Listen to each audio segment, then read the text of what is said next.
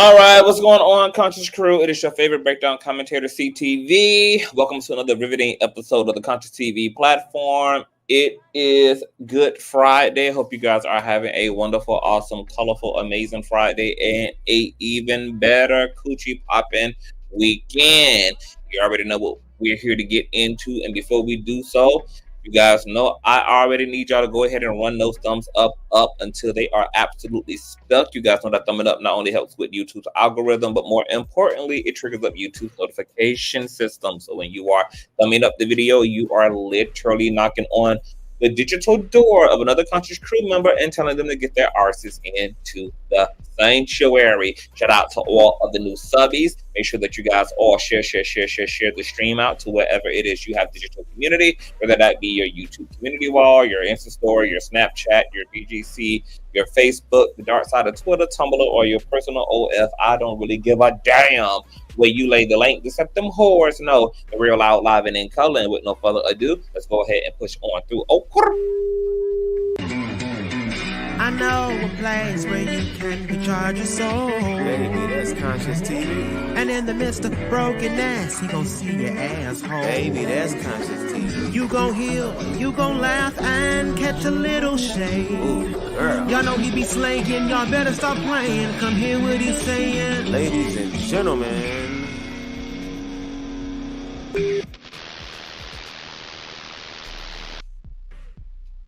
All right, let me speak to some of the Conscious Crew members in the building. How doing? Let me turn this music down. All right.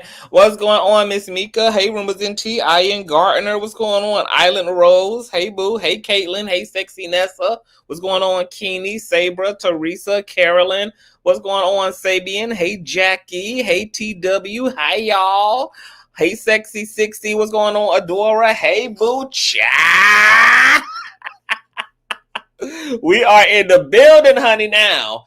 You all know about the whole debacle regarding Funky Dineva departing from Foxo TGIF, honey, and it was a big old prison melee, girl. And as a result, TGIF decided to do a rotating panel just to spice things up, keep things fresh and spontaneous and unpredictable over there on TGIF, and that has been going rather well for TGIF, okay?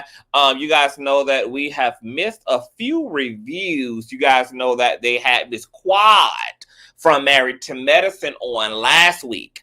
Didn't get an opportunity to review the show, but I did see a few episodes last week, and I think Miss Quad did really well. I like Miss Quad. I like Miss Quad on Married to Medicine as well. I thought she was, a great fill-in, good energy. She was present. She had an opinion. Some felt, she was even a little bit too opinionated, damn it, okay? Miss Quad was working, honey, okay, working. Okay, big wheels keep on turning, girl. What's going on, Coach Leslie? Hey, boo. And then you guys know this week was featuring hip-hop's very own female rapper girl, Miss Wiggins, shy.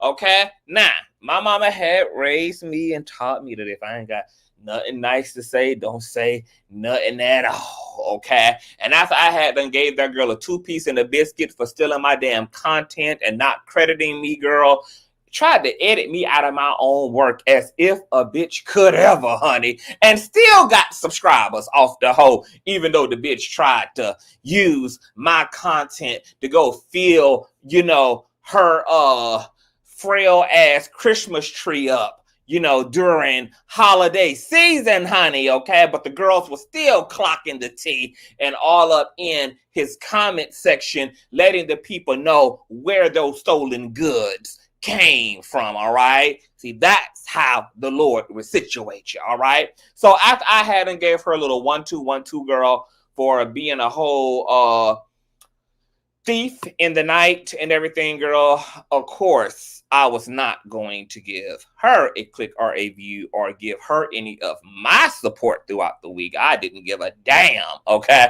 about where she was going to be and what she was going to do. All right. So I had let last week slide too, just because I had other things to do. This week I just didn't give a damn, to even review the show because it wasn't nothing worth damn reviewing. Okay, as far as I was concerned, there was no TGIF this week, girl. Okay, it was an off season. They was on vacation, girl, and the Soulmates had to find them something else to do this week. However, y'all been blowing me up, girl, reminding me that not only was TGIF happening this week, but apparently, honey, it was thick as hell over there with the tension, and that you could slice it with a butter knife, okay? I'm okay with being called a hater because that bitch is a thief, okay? I would rather be a hater than to be a thief, okay? If I'm hating on a thief, I'm gonna hate well, baby, because I ain't supposed to like a bitch who steals from my house, okay? That's what I'm not gonna do, okay? Now, if you get friendly and you get flirty with a bitch who pickpockets you, that's your business. If you get friendly and you get flirty with a bitch who goes into your purse and goes into the good side of your bra and entitles them to the stash that you done work for, that's your business. Over here, we bust bitches in the face. Okay? All right? So, while I was minding my business, okay, letting a thief do what they do, I'm getting DMs, I'm getting emails, shot that something is off, and Claudia don't seem to be happy, and the energy is just off, and apparently shit had hit the fan on yesterday's episode. Now, because I didn't watch this week, and I still have not even watched the episode in question, at best what I was able to do is go look at the comment section from yesterday's show. And it seemed that there was definitely major trouble in paradise, all right? So what we're going to do is I'm going to let y'all tell me about this week. For those of y'all who watched, for those of you all who looked over the fence, for those of y'all who had a front row seat, y'all can give me y'all opinions about what y'all made of this week, because that comment section, girl, is not holding back, girl. Okay? A bitch is upside down on the cross, girl. It's a reverse crucifixion happening up over there, girl. And they were giving both Timu Teeth and Al Jones, girl, they were giving them both that motherfucking work, okay? So maybe what I'll try to do too is I will try to pull up the show and we can kind of skim through it to see what was going on, honey, because now I'm curious, bitch, what was all of the smoke about. Hold on. Girl, let me put up an old nasty visual for one, child. Hold on, y'all. Pull up an old nasty visual, girl. All right. Okay. All right. Let's pull up TGIF, girl. Okay. Let me see the comments, girl. Okay. So if there was anybody who watched the show this week, what were y'all thoughts? Tell me what y'all thoughts were. Thank you, Rumors Into, for the copyright disclaimer. Because TW says the energy was off all week. Why was it off? What made it off? Well, why was it off? Okay, we might can hear some of the offness for ourselves. Let me pull up the episode, chat.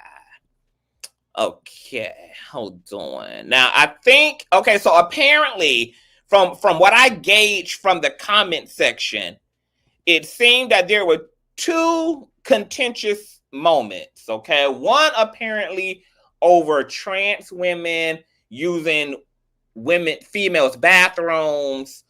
That there was something that created conversation around that. And then from what I gathered from the context clues in the comment section, I guess L.A. Reid has come under fire with some SA allegations. I think that then became also a topic.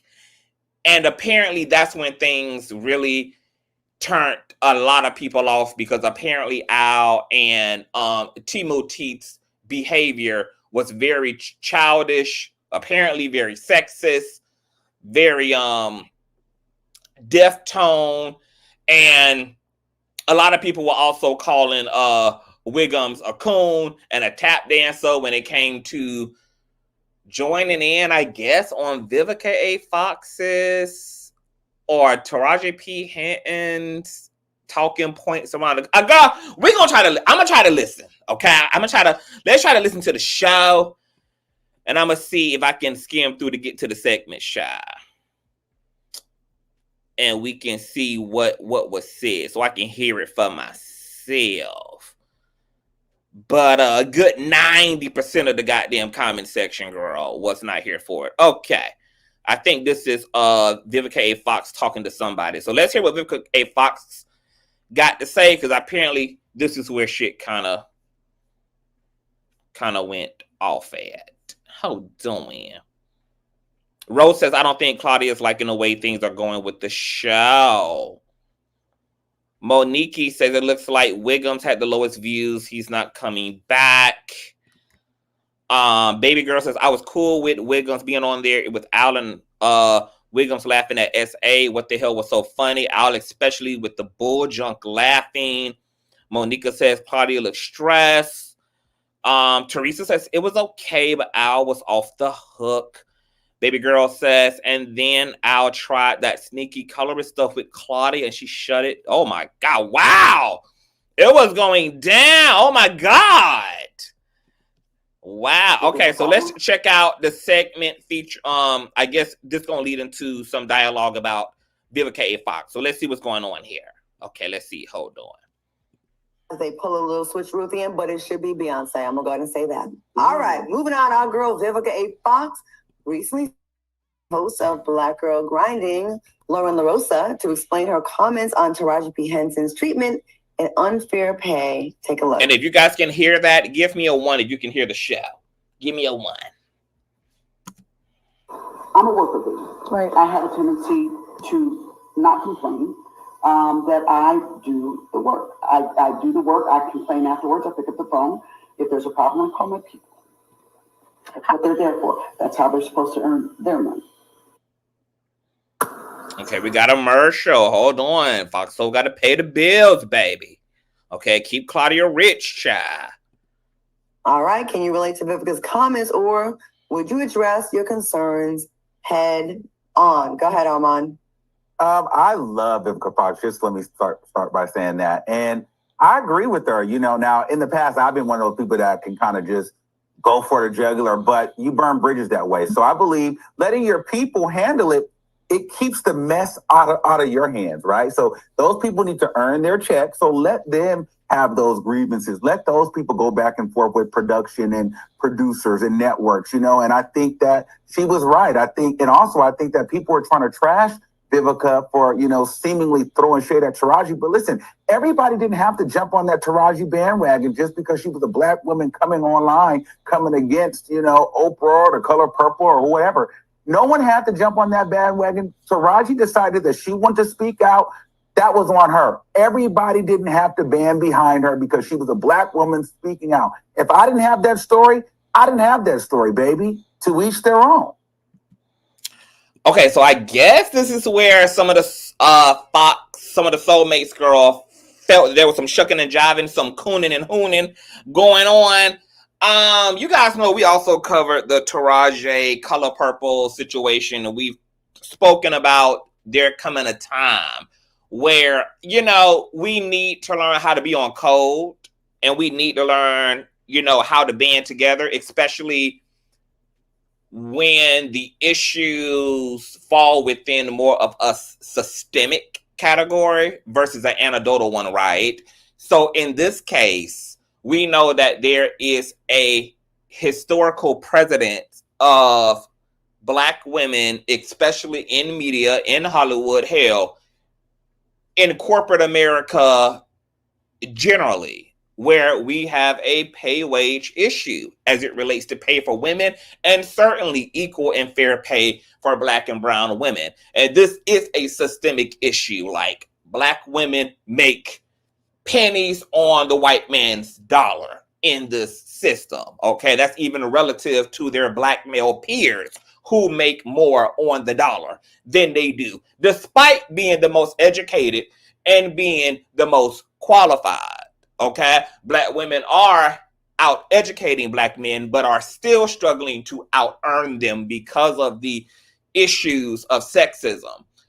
So when we had also covered Vivica A. Fox's initial commentary, which was given to TMZ, where they asked her, you know, how do you feel about Taraji? And she was like, you know, to each his own, to each his own, to each his own, boo. That ain't my story. You know, we tugged on Vivica's nose. We tugged on the implants in her cheeks. You know, we tugged on, you know, her gas station bundles. And because it was unnecessary. And ultimately, as Monique said in the Club Shay Shay interview, as it related to Oprah, that the demons that you accept at somebody else's door eventually become the demons that are ringing your own doorbell in just a matter of time, especially when those demons have a particular insatiable appetite for that brown meat. Okay? Because then that puts us all on the dinner table for the devouring of it all. Okay? And if that's what the soulmates were pushing up against and saying, look, these are not anecdotal issues, boo. Rather, it has become your issue yet. When you know that there are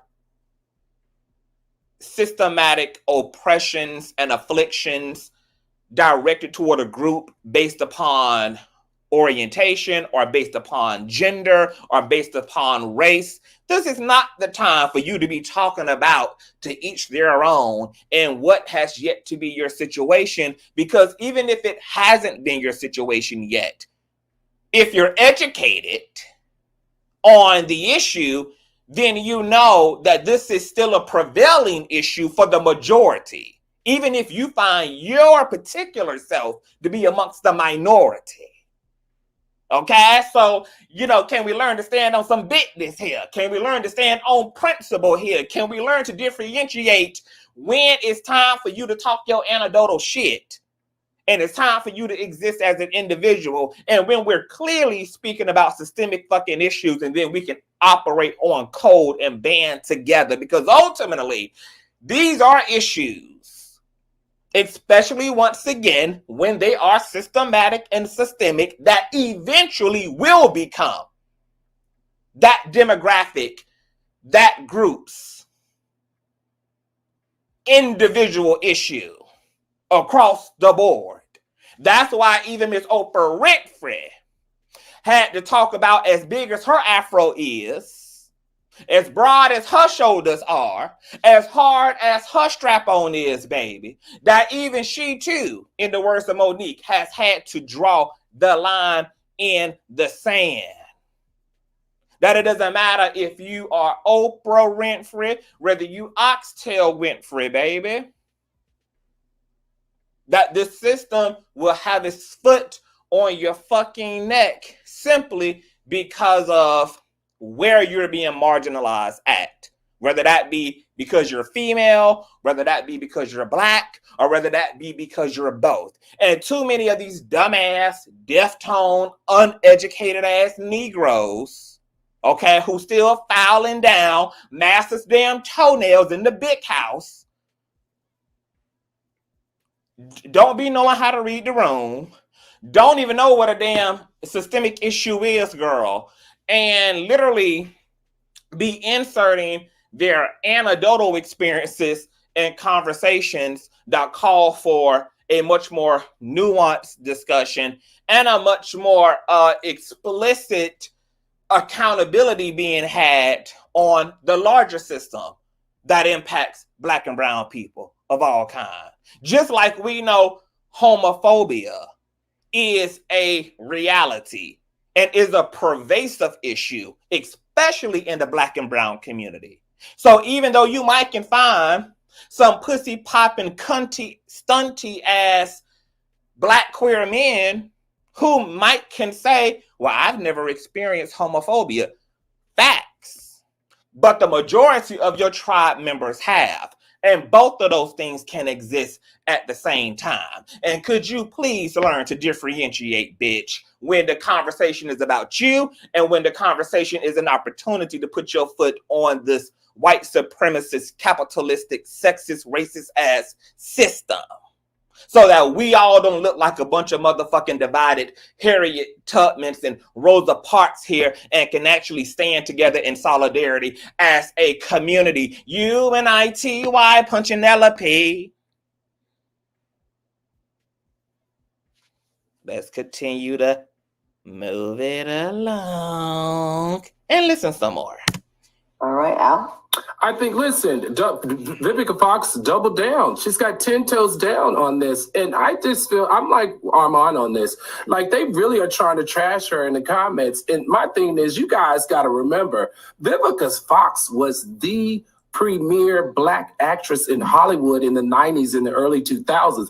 Vivica Fox was one of the first Black women to hit $1 billion in the box office when Black women weren't getting those type of roles. She was in blockbuster movies and films like Independence Day, Kill Bill, Batman and Robin. She worked with Will Smith. She was in freaking a Michael Jackson video and Janet Jackson video, for God's sake. She was that woman. And I think the reason why she was that woman is because she knew how to handle her business and she knew how to keep mess off of her name when it came to her jobs in Hollywood. Now, does Taraji have a right to talk about her experience? 100%.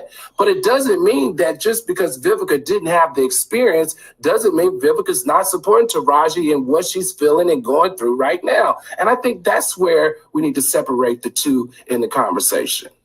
Well, the reason why people feel that way is because, once again, Vivica A. Fox inserted her anecdotal experience, which was really unnecessary if ultimately you're going to end the conversation with, I stand by my girls. Now, since that's where ultimately Vivica A. Fox landed, her sentence was, you know, I stand with my girls. Really, it is a right standing question of then what made you tailor it with, it hasn't been my issue, you know, to each their own. And the shit did come off very off-putting, snobby. It came off elitist.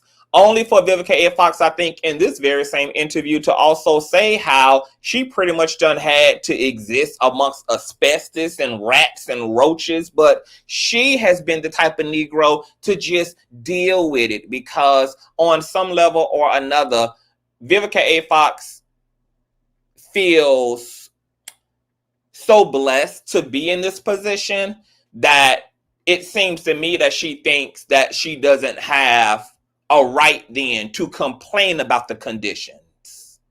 And that becomes the line in the sand between the Moniques and the Tarajes and the Vivica A. Foxes, is that these are women who are saying, bitch, no, I am blessed to be here, but let's also keep it on 10. I also worked my ass off to be here, so I'm deserving to be here. And because I have worked my ass to be here, I expect here to also be well. So no, you're not going to be giving me cold ass food. You're not going to be feeding me 2-day-old McDonald's patties. No, you're not going to have me standing on my damn feet for 3 and 4 fucking hours while on set and there not be a bench, a trailer, or a nigga's back to sit on at best. You know, for the Kaween to stay perched and strengthened throughout the day. These are things that are unacceptable, you know? Now, I think that Vivica is a nice lady and she's done really amazing work. But I also think that Vivica is a unconscious coon. I think she's a well-meaning coon. I think she know not what she does. I think she knows not what she says. I'm going to be honest. Vivica A. Fox gives me very much so shallow and surface. There's a depth that Vivica A. Fox truly lacks. And that's why her mouth wrote a check that it couldn't cash. And she ended up ultimately talking out of both sides of her neck. On one hand, she's saying, to each their own, this hasn't been my story. But then in future interviews, in the cleanup of it all, she's saying, well, yeah, there are things that I haven't been happy with. And there are, conditions that, weren't favorable. But, for me, I personally just chose to push through and to just accept those things. So it meant the whole time, bitch, you've been in the same predicament Monique been in, that Gabrielle Union been in, that Taraji been in, that Monique been in. But the only difference is those women, or at least Monique, chose to address those issues and address those circumstances and that treatment in the moment and thereafter, while you chose to be Silent Betty. Now, maybe if you stand on business and band together with your sisters, instead of taking so much pride and stride in being the exceptional token nigga in the situation going forward, because y'all are being vocal and being rightfully confrontational about these ill-ass treatments and situations y'all are in, that this can eliminate future episodes where this happens in y'all careers, because y'all are now establishing the bar and establishing the standard and establishing the way in which y'all will be received and treated. See, that's the good that happens when you stand alongside your tribe members and you do that I'm black and I'm proud shit, and you scream it from the highest point of the mountaintop, is that it can change the past, the present, into a different type of a future.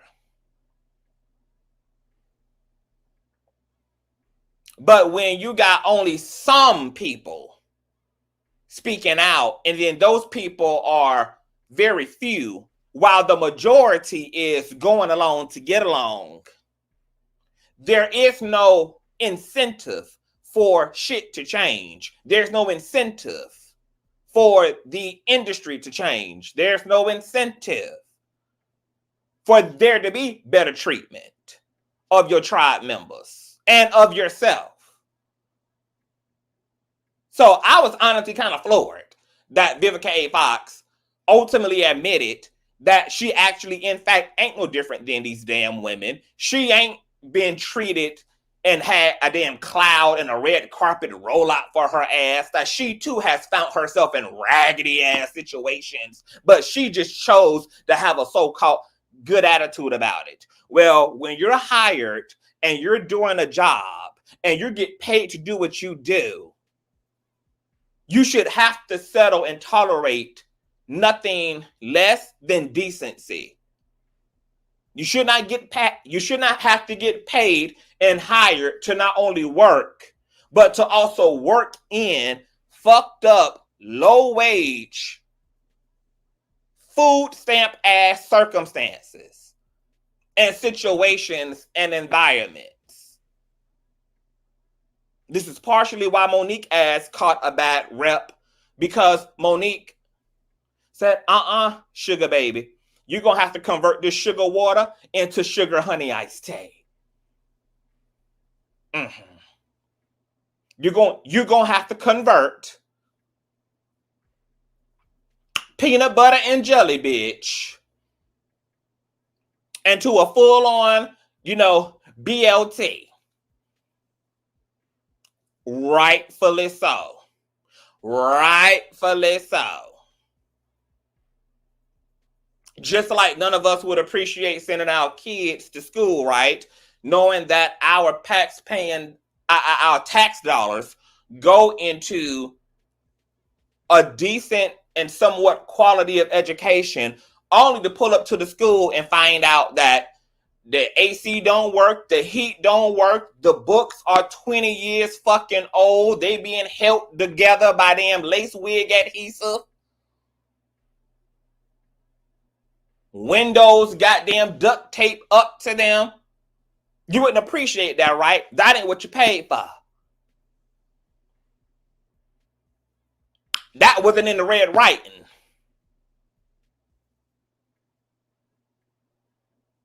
I'm spending too much time on Vivica. Let's continue to listen. Precious B said she could have kept quiet. Here for Fun said, who cares about Miss Fox's thoughts, honestly? Damn, well, people do. Rosemary Watson said, Viv is speaking her truth. And Karen Z said, I don't agree with her. I'm not saying that. And Butter Scrotum said, Vivica's, no. Y'all are messy, okay? Stevie Ray said she doubled down. So, okay, we have one more comment. Plain Jane said, y'all cannot make Vivica say what y'all want her to say. Her experience is her own, and in no way did she shit on Taraji. It's just so many layers to things, y'all. That's always my point. There's always different layers. It's not what you think.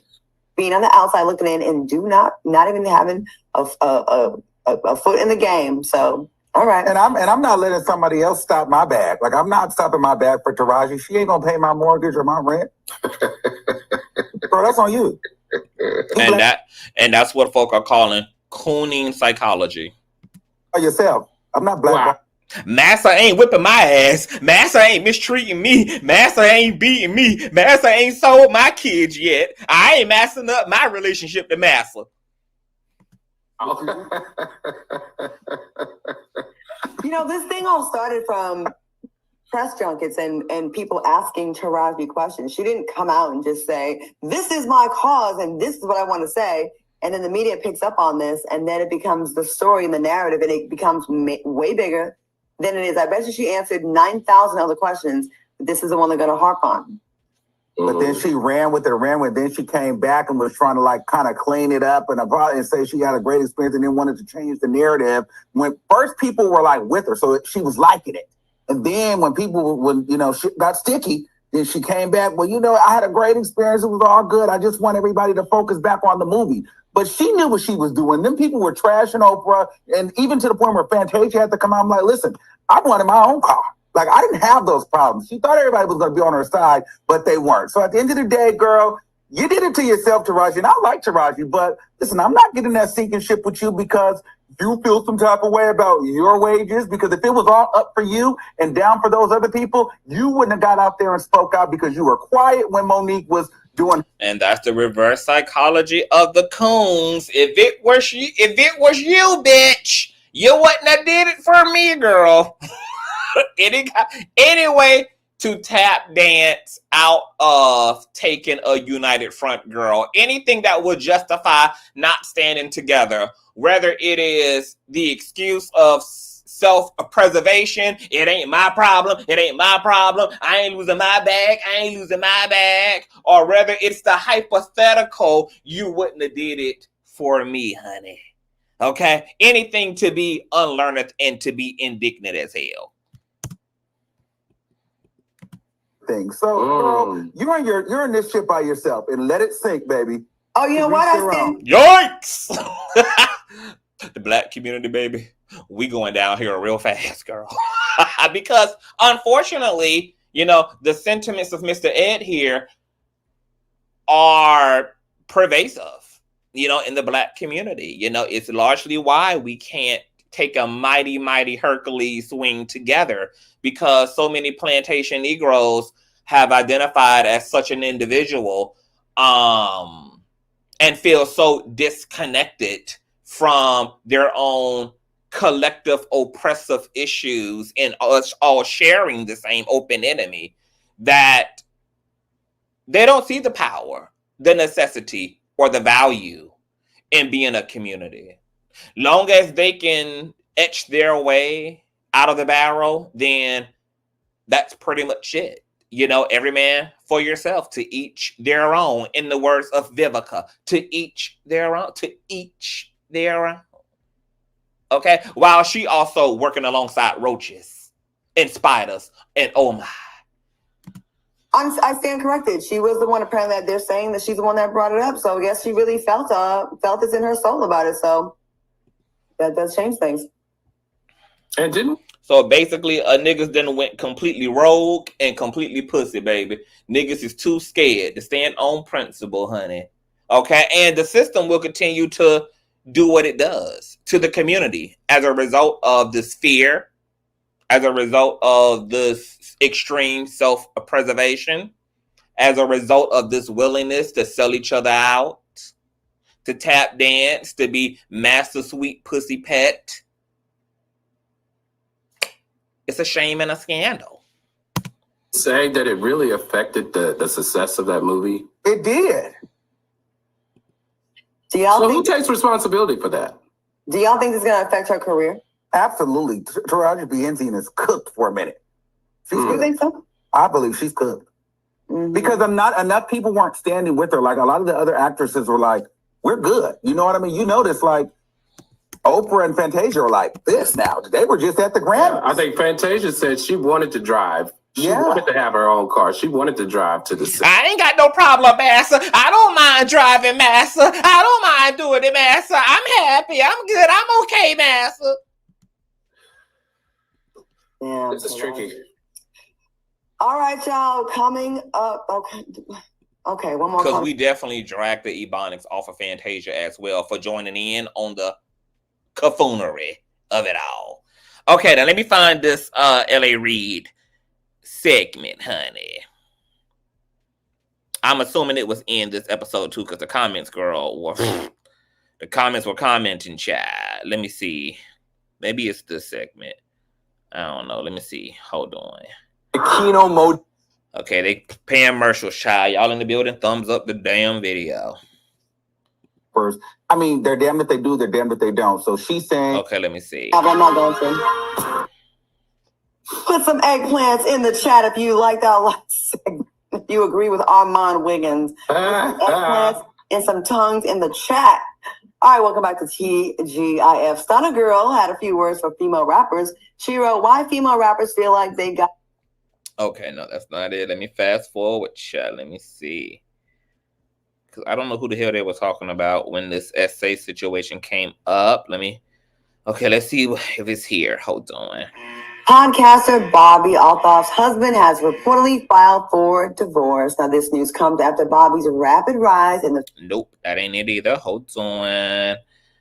All right, Russell Wilson. Let me see if this is it, child. Tempos. Shall we flipping through, girl? Trying to find the meat and the potatoes. To Bali, we know that. And people speculate it's because they have no extradition. So individuals of that crime... Or if anybody know here, which story was it they were talking about where the SA came up?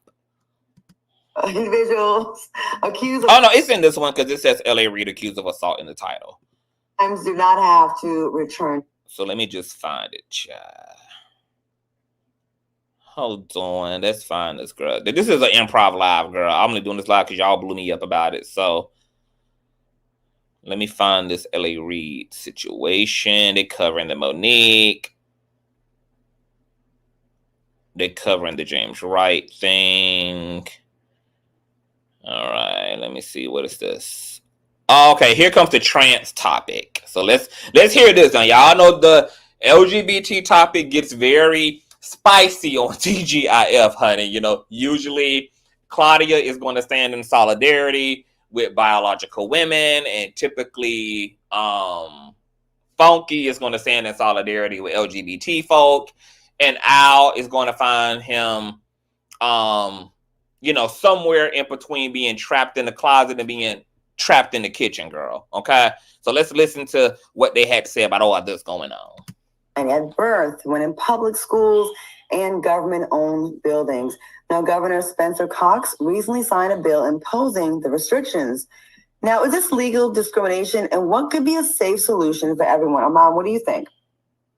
I definitely thought this is legal discrimination. I just don't understand what the obsession is with, people's genitalia and them going to the bathroom. I don't know. I say the answer is just leave people alone. I think that I don't really care if you're a transgender woman, transgender man. If however you feel comfortable and how you identify, I believe you should be able to go to that bathroom that you identify with. I do think this is discrimination for sure. All right, Al. You know, my favorite saying is, where's the outrage?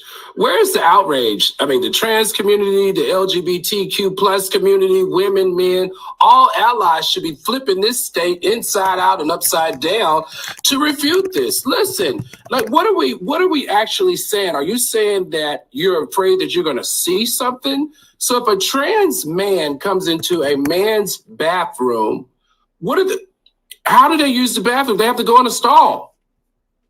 Who's going to see them in the stall? If a trans woman goes into a woman's bathroom, how is she going to use the bathroom? She's got to go in the stall because that's what they have in women's bathrooms, a stall, right? Mm-hmm. I'm just a little confused. And so what's the real issue? The issue is that you don't want them around you, or is the issue that you're afraid you're going to see something? I'm really confused about what the issue is. And if that's the case, you want to know what a workable solution is what I see in the airports around the world. They have a gender neutral bathroom where it can be man or woman. So it has a door. It's only one person. If you got to go use the bathroom, you go use the bathroom.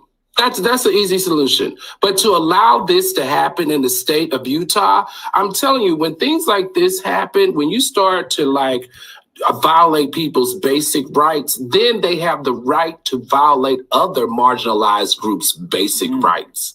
And so it might start with the trans, but when it starts infiltrating into the Black community, then we're going to have a problem, just like the books. It started with the trans. Now somehow we don't even have Black critical thinking in Florida.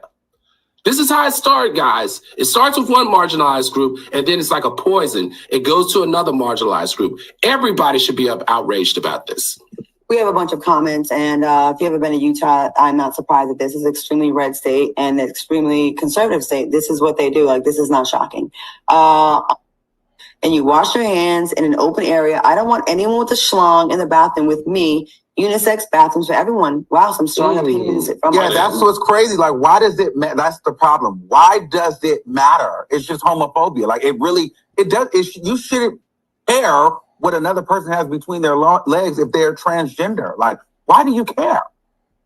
I don't understand that. Girl, I can feel that it's about to get real hot. I can feel that it's about to get real hot. It's about to get real heavy. I can see it all over. Claudia's temperature is rising, girl. Y'all ever seen those heat effects on concrete, girl, where you can see the heat waves on the surface, girl? It's about to get. It's just going to get interesting. I never understand why. And your kids shouldn't be looking at other women or other men in the bath. They shouldn't see anybody other than themselves naked in the bathroom anyway. So that whole idea of there's kids in the bathroom, well, you need to make sure your kids ain't looking at nobody. They should be going to the bathroom and getting out. I don't get it. Okay, the comments keep coming in, but we don't have time for all the comments. We will probably touch upon this again in the future. Billboard just announced their... Okay, so Claudia didn't give too much commentary there. Real quick, trans women in the bathrooms. I agree with Horseface that at the end of the day, just let people take a shit, okay? Unlike the West and other parts of the world, there actually are co-ed restrooms, and it works out just fine with women and men taking a shitter in the same space. But obviously, we're not talking necessarily about men in this case. We're talking about trans women being allowed in female spaces. I think this is a very interesting situation. I understand what females are being triggered by. Patriarchy has not been kind to women's community. The way that women have been sexually exploited, the way that women have been targeted and abused and just disposed of, demeaned. and unprotected and largely unable to protect themselves from their abusers, whether that be interpersonal abuse or whether that be abuse at the hands of those who identify as men. This is unfortunately a stigma that has bled over for Black trans women who are also taking on the grief that female community has about men's community, because when female community look at the trans woman community, the female community see men. They largely still don't see or acknowledge largely that trans women are an extension of women's community and are a part of women's community.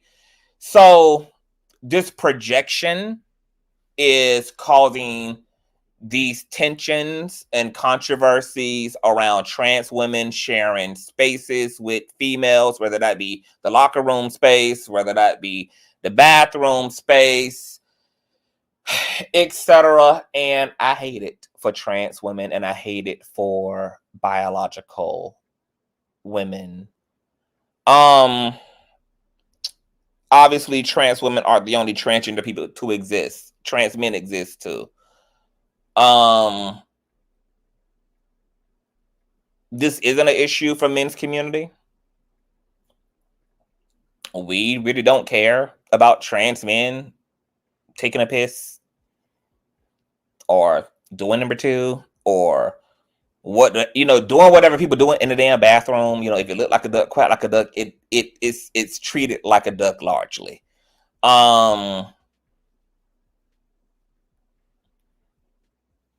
What I will say also is that I think we do have to address transphobia playing into this issue with female community, because I think any intelligent person would be able to conclude that a gender symbol on a door that is ultimately unlocked will never stop someone from entering a space they want to cause harm in. Which is why you have had females essayed in the women's restroom by males who identify as men.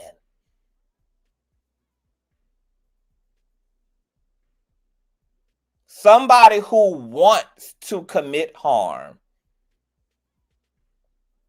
and somebody who wants to break the law will do just that. That's what criminals do. So a symbol on the door is not going to stop somebody who desires and intends to cause harm from causing harm.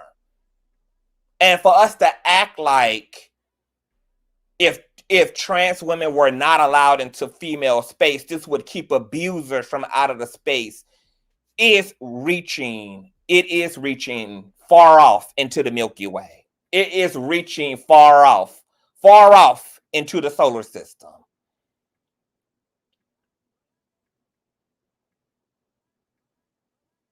People who want to abuse are going to abuse. And they don't give a damn if the symbol on the door says stop, if the symbol on the door says children only, if the symbol on the door says men only, women only, blacks only, whites only, Asians only, Republicans only, Democrats only, over 18 and up only,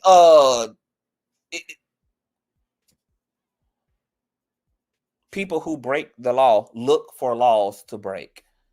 They have no respect unto the law. And they're going to afflict and they're going to abuse regardless. So I empathize regarding the issue. I hate that trans women have to kind of deal with the stigma on them as a result of what men's community have done to women's community. And this is what really is creating that lack of trust and that uncomfortability. And the comments, you know, reflect that. I'm reading the comments now. People are saying, you know, I don't want to, you know, share the bathroom, as Claudia had just read off the screen, with someone who has a slong, who has a dick, who has a peen, etc. I don't want to because of the genitals, because of the previous sex or the sex of the individual, regardless of their gender identity and gender expression, etc. And this is going to be much more of a intellectual and emotional hurdle that trans women and women's community are going to have to work toward overcoming. It really is an issue that is less about a reality of criminality, but more so is an intellectual dilemma and is an emotional issue just because of how abusive patriarchy has been. And I can attest to that. Women have been abused in this system by patriarchy, by men who have used fear and power and legislation and government and laws and religions to exploit and abuse women. And because trans women were at some point biological men, they unfortunately are not being given a clean slate. They are inheriting the sins of their male counterparts at this point. So it's an interesting issue, and it's just going to take more conversations and maybe take more alternatives. People have posed giving trans men and women their own restroom, creating a neutral bathroom option, etc. I think all things should be explored, all things should be offered. But more than that, I think that more healing and relationship building between the two communities should happen. And I think that that's also something that's largely contributing to this urban legend around trans women, is the less relationship you're into a community, the easier it is to be subjected to fear mongering, to be subjected to the worst assumptions about a group, because ultimately you're not in relationship to that group and you're being informed by the anti-groups of that group.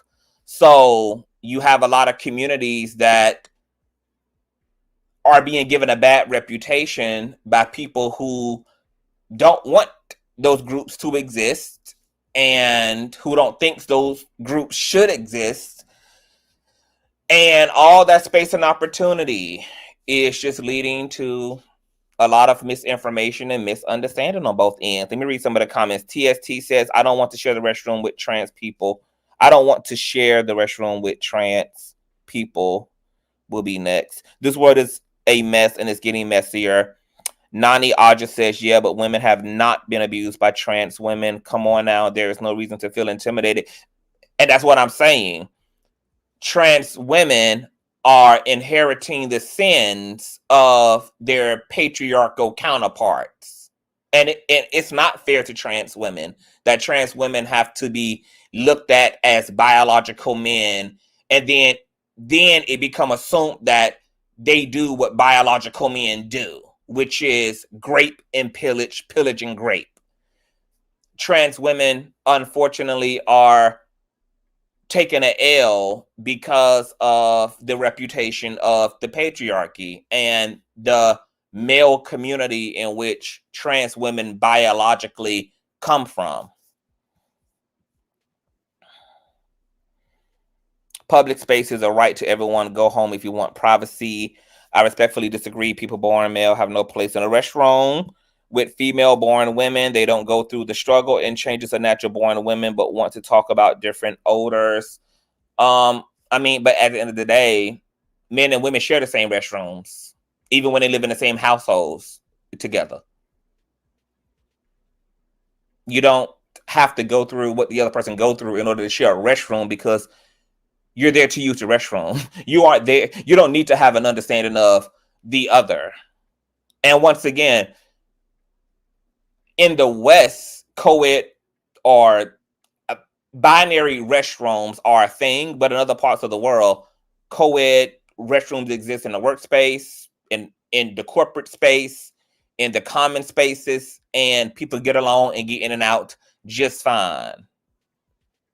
But it may be hard for us to really contextualize that in the West just because we have lived in a binary restroom system for so long. So it's hard to imagine both sexes being able to co-shit and co-piss together without it leading to a damn congressional hearing.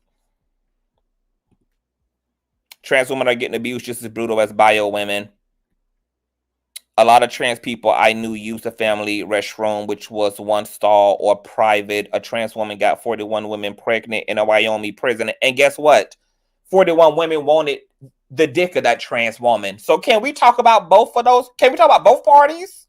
A trans woman got 41 women pregnant in Wyoming. Okay. Got 41 women pregnant. Not great 41 women. 41 women wanted the dick.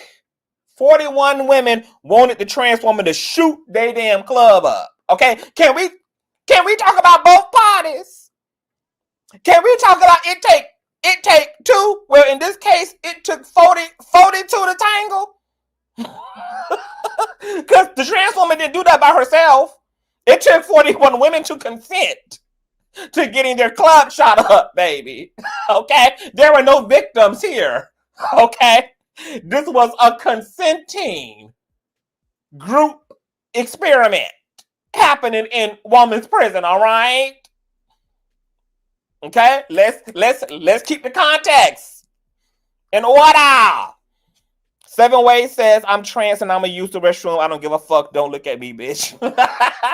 On period. I mean, you know, all I can do is wish the trans and the female community the best. I hope that we come to some mediums and we come to some understandings, because I just can't believe that, you know, out of all spaces that probably are really worth the conversation, you know, we're acting like the damn bathroom. I mean, literally, a place where people flush down their fluids. You know, you would think we're talking about people going into people's bank vaults and checking accounts. So I just hope the day is coming where we can clear the restroom topic. But I know, like all other things, there's going to have to come better relationship between the trans community and women's community. And I think that if more relationship building happened between trans women and female community, that some of these issues would fall by the wayside. All right, let's continue on, honey. Somebody said that the conversation around the SA happened with Lizzo, but somebody also said it happened around the LA Reid drama. So I'm trying to find the LA Reid. Oh, I think here it is. All right, let's see. People Yep, like her, here it is. and Okay. I feel like maybe, but I have to be honest with you. I've known these two gentlemen for over 20 years. I've vacationed with.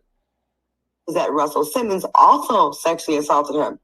Now, 2024 is the gift that keeps on giving. Seems to be the year of the truth. What are your thoughts on these allegations? Alice, go to you first. Well, you know, Claudia, the one thing we never want to do is say that the victim is lying. But I have to be honest with you. I've known these two gentlemen for over 20 years. I've vacationed with them. I've been in their homes. And honestly, I just don't see any of this coming from them. So for me, this is what I wish. I wish people like her, and I feel like maybe that in 2024, we need to create an environment where women or men, when they have been sexually assaulted or victimized in any way, we've got to create an environment where they feel comfortable coming forward at that time. Right. And the reason why I say that is because if she's right, this has been 30 years that other victims could have experienced the same thing. And had she spoken up sooner, we would have been able to minimize some of the other victims in the situation. That's the only thing I can really say in this space. But for me, I've hung around with these guys. You know, I just don't see the two of them, you know, just sexually assaulting someone just because they have power and influence. Have you been anyone like they're very cool to men, and then they're a different person with their victims, and that's something that's like any woman that's been abused by a man, and to hear people say, "Oh, but he's such a cool guy," yeah, because you're no threat. You know what I mean? Like you're not his prey. You know what I mean? Mm-hmm. So I hear what you're saying, because it's like I've been around girls that probably they wild out with their boyfriends, and I don't see that side because I'm not dating them, you know? Right. 18 women have also accused Russell of sexual assault, and then he moved to Bali, we know that. And people speculate it's because they have no extradition. So individuals of that crime, individuals accused of crimes do not have to return to their country. There's a lot of this, you know, swirling around this, around him. And I've definitely been around Russell as well. He was cool to me, but I was never, you know, I don't know. Right.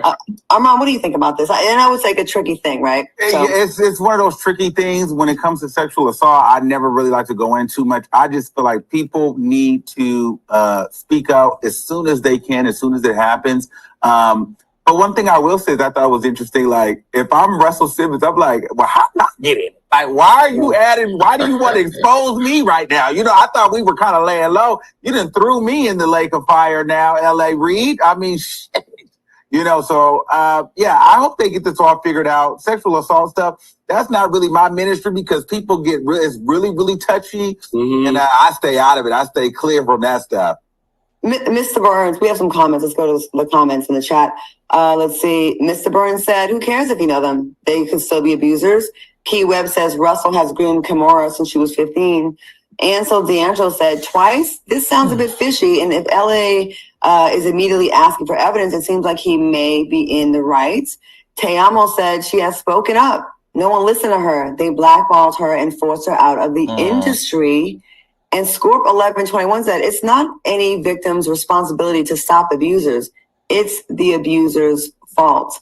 Yeah, but at some point, like, this is why it gets tricky, because I'm like, we need some evidence. Like, we just start believing everything anybody says. Like, at any point, anybody can throw an allegation on you or I, and it's just like, because we have a public platform, or we may have, you know, money or whatever you have, then you're just supposed to be you believe a person, you know what I mean? Just because they have less than, or they're not the famous one, or whatever the case. That's why, for me, I need some proof of something.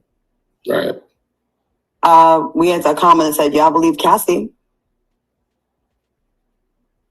Nothing? Well, I mean, Cassidy came with all the receipts. Mm-hmm. She came with a video, audio, text messages, voicemails, girlfriends. She came with a slew of receipts. So it's a totally different in that case. You know, she was there for years, and she kept all that information and handed it all over to her lawyers, who handed it all over to the attorneys. Like she had tons and tons of receipts. And she was ready to go. She was ready to go to court with it. Like, and then, mind you, she has said nothing else after everything got done. Like, you could tell, like, she wanted what she got, and she got out. Like, it was, give me what I got. And the work is done. Like, she did what she needed to do. I believe Cass. I do believe Cass. But I feel like the way that she presented it, it was enough there for me to be like, okay, yes, this is accurate. You do understand that not everyone's going to have evidence, right? Like that as good as, and as efficient, like, you know, as thorough as Cassie. And it doesn't mean that it's not true, you know? Yes, it does mean that it's not true, but it also doesn't mean that it happened just because you said it happened. Oh. I'd rather err on the side of caution and not. It's but you were on Lizzo's side. What do you mean? The other day, but you were Team Lizzo. I really wasn't on her side. I was actually playing devil's advocate because we've talked about Lizzo before. Al, relax. I was not on. Hold on. I got to rewind this part because I kind of missed it. I was reading y'all comments and kind of tuned out. Let me rewind this part because I think that this was the part that kind of people were saying. This the part where it's, I don't know, like the comment section, because I'm going to show y'all the comment section, were saying that this was also a part that seemed kind of off-putting, and it was like Mr. Ed and Al Jones versus Claudia. So let me play this back a minute. I really wasn't on her side. I was actually playing devil's advocate. Doesn't mean that it happened just because you said it happened. Oh. I'd rather err on the side of caution and not. It's but you were on Lizzo's side.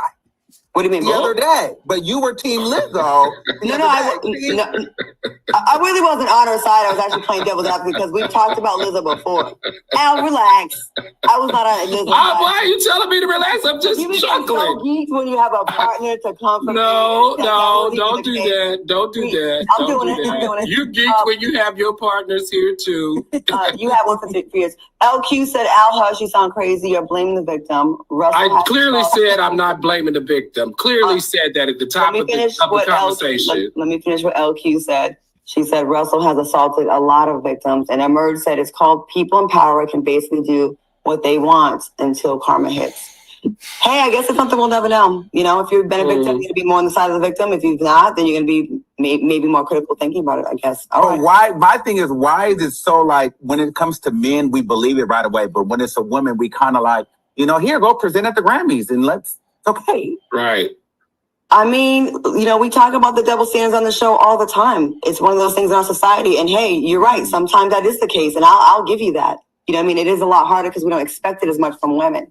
So it is harder it's harder for us. And we're now getting into 2024 where we are hearing some cases of it. And up until recently, we really didn't hear a lot of that. So I'm for it. I'm for women that are guilty, of course. And I also, you've heard me on the show before, I'm behind legislation that would penalize people that are found guilty of lying on these types of things. Because you can really...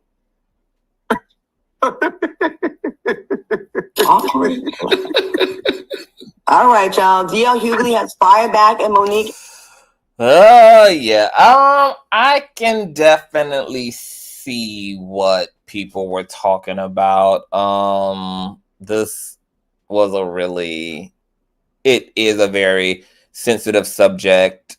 And with Claudia also being a victim of SA herself, and considering the subject matter itself, cackling like too flamboyant as RuPaul Drag Race contestants was not fitting. It was weird. You guys know that I have also made kind of a declaration last year to just also not really talk about SA against public, like SA allegations against public figures, because we've just been hoodwinked and bamboozled too many times, and I don't think the court of public opinion is the proper court for matters like this to really play out in, because it can be triggering for people who have been genuine victims of SA, and it can also lead to a witch hunt against innocent people because those allegations are actually not true. And because we are not a court that is equipped at this point, and it just becomes too much, I just don't even want to like deal in that area anymore. Between Jussie Smollett playing in our face, between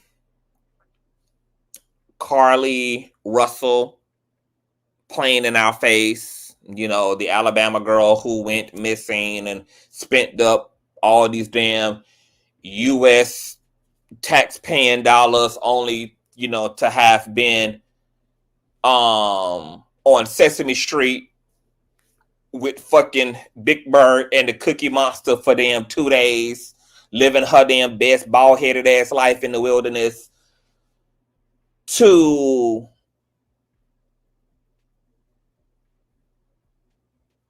me vindicating Von Ray last year, because you guys know that Tasha K and Chelsea tried to spin a essay allegation against him, and we had exposed her and put out audio from Sledgehammer Head that exonerated Von Ray.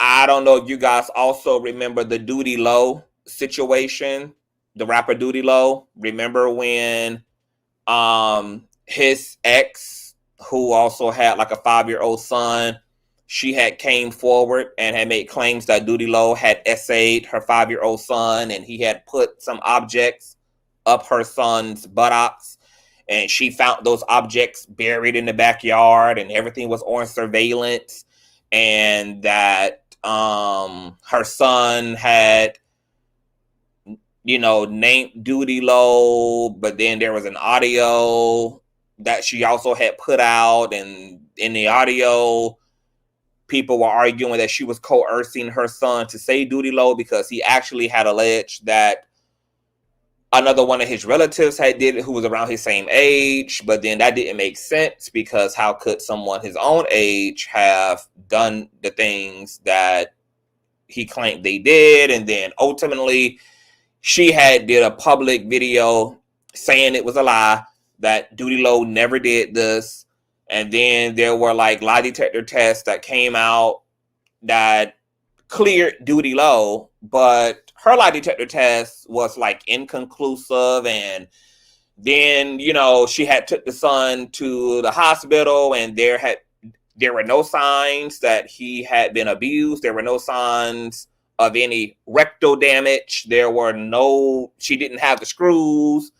There was just nothing. And then, you know, guys know that Tasha K had brought her onto her show and basically exposed her. You know, the girl was in a cast about to whip Tasha K's ass from left to right, turn her ever which way but damn loose. Because Duty Low had released audio of the ex basically cuddling up to him after she had said all this shit, put all this stuff on him. And then because he was willing to offer her a relationship again, she was willing to, you know, clear his name of all of this shit. And it was a mess, girl. So I just don't, it's just too much. It's talking about SA as a community. I feel like it's time for us in media to just come to a unanimous agreement to leave those circumstances to the courts, unless there is objective proof. Because to Horseface credit, without that proof, it's a 50-50 dice roll in terms of what you actually are allowing yourself to participate in. And somebody's innocent in the matter, whether it be the accuser or whether it be the person being accused. And going off of feelings and emotions and who can tell the best story, and depending on who it is that we're also talking about, like, it's just too much. And I too do not like the way these situations get handled. And we do live in a time where people do lie. And we also live in a time where we know that power is also corrupted. And it's a very complex issue when it comes to people making claims out loud against other people out loud. And it becomes no different of a game than a he say, she say. But because of the nature of those type of claims, I just don't feel like we are the right space to be mitigating and litigating. And after all of the shit that I've been through over the past few years with watching people lie, having people confess to lying, my brain is warped. You know, it's really it's a very extreme subject matter. It's an extreme subject matter.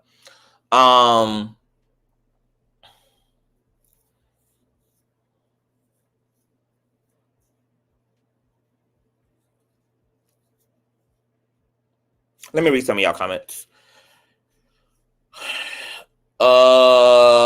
Shirley Star says Claudia earned that salary this week. They caught her on a lot of her rhetoric. I like Horseface for the show. He will be the best replacement. Nanny says Horseface was ready to go back to his own show where he can say what he wants and not have to deal with people disagreeing.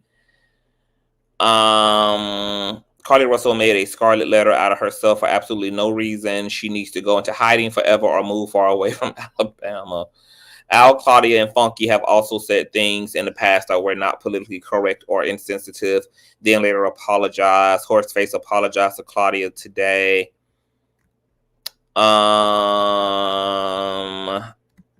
It didn't help that Carly Russell's parents were a damn fool. I had to look it up. Duty Los X won the right to have an appeal, but lost in December. All right, so let's read this comment section. Let's do that. Let's get into some of that real quick. All right, because it was going down in this old nasty piece of comment section, child. All right, let me blow this comment section up real quick. Hold on. How can I blow me the fuck up? Okay, let me move this disclaimer shit. All right, let's read some of these comments underneath the actual video.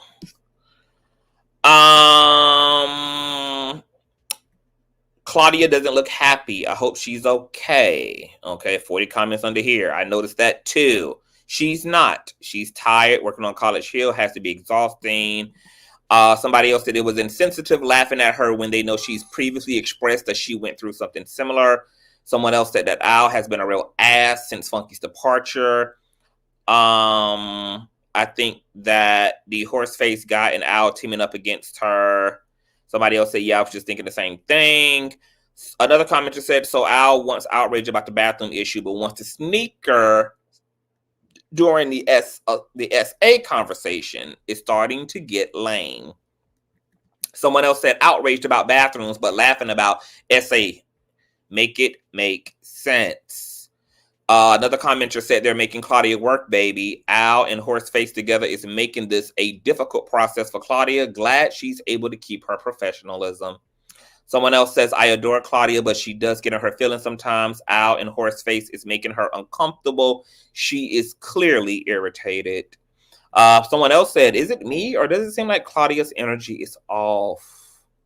Someone else said, Al saying that he can't believe the accusations because the men are such great guys. It's crazy to hear someone say in 2024, the best people can be predators behind closed doors.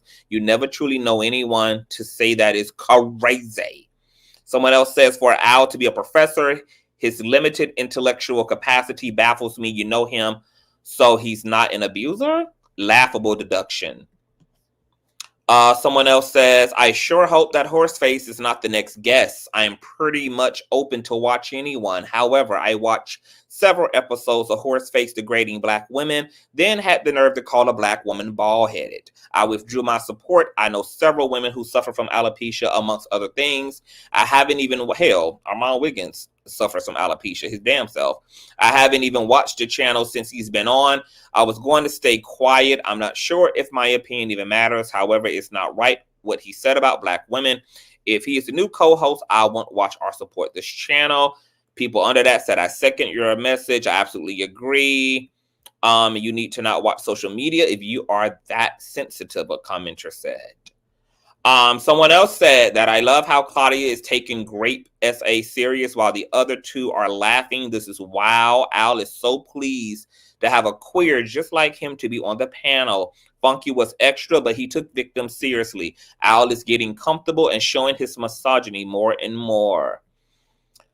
Someone else said, it's very hard to prove SA. I've been assaulted 3 times in my life and I have no proof. The first time it happened, I was a child. How do I prove that? At the same time, it doesn't mean it's true just because I said it. It's such a delicate subject. Someone else says, Horseface and Claudia are going to bump heads a lot. You guys will, in fact, see.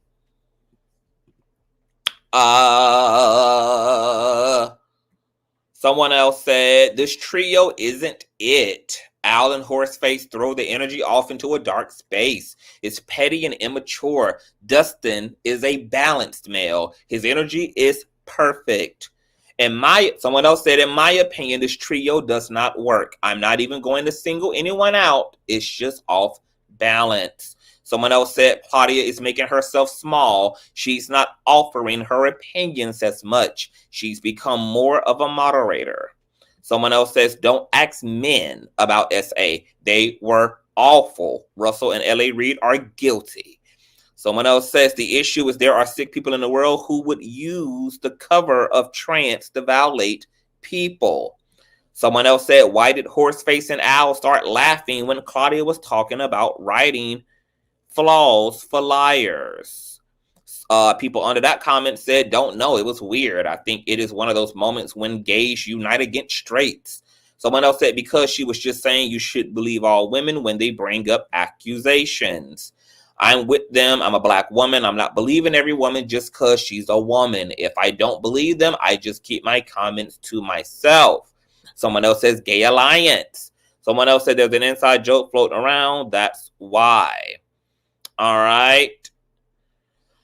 Another user says, Horseface and Al concerning the bathroom for trans people. This is not homophobia. The issue is that if they are allowed, then you risk men who are not trans dressing up like women and entering a women's restroom. This is dangerous because it's opening the door for perverts, predators, etc. And all bathrooms don't stay busy all the time, such as rest stops, etc.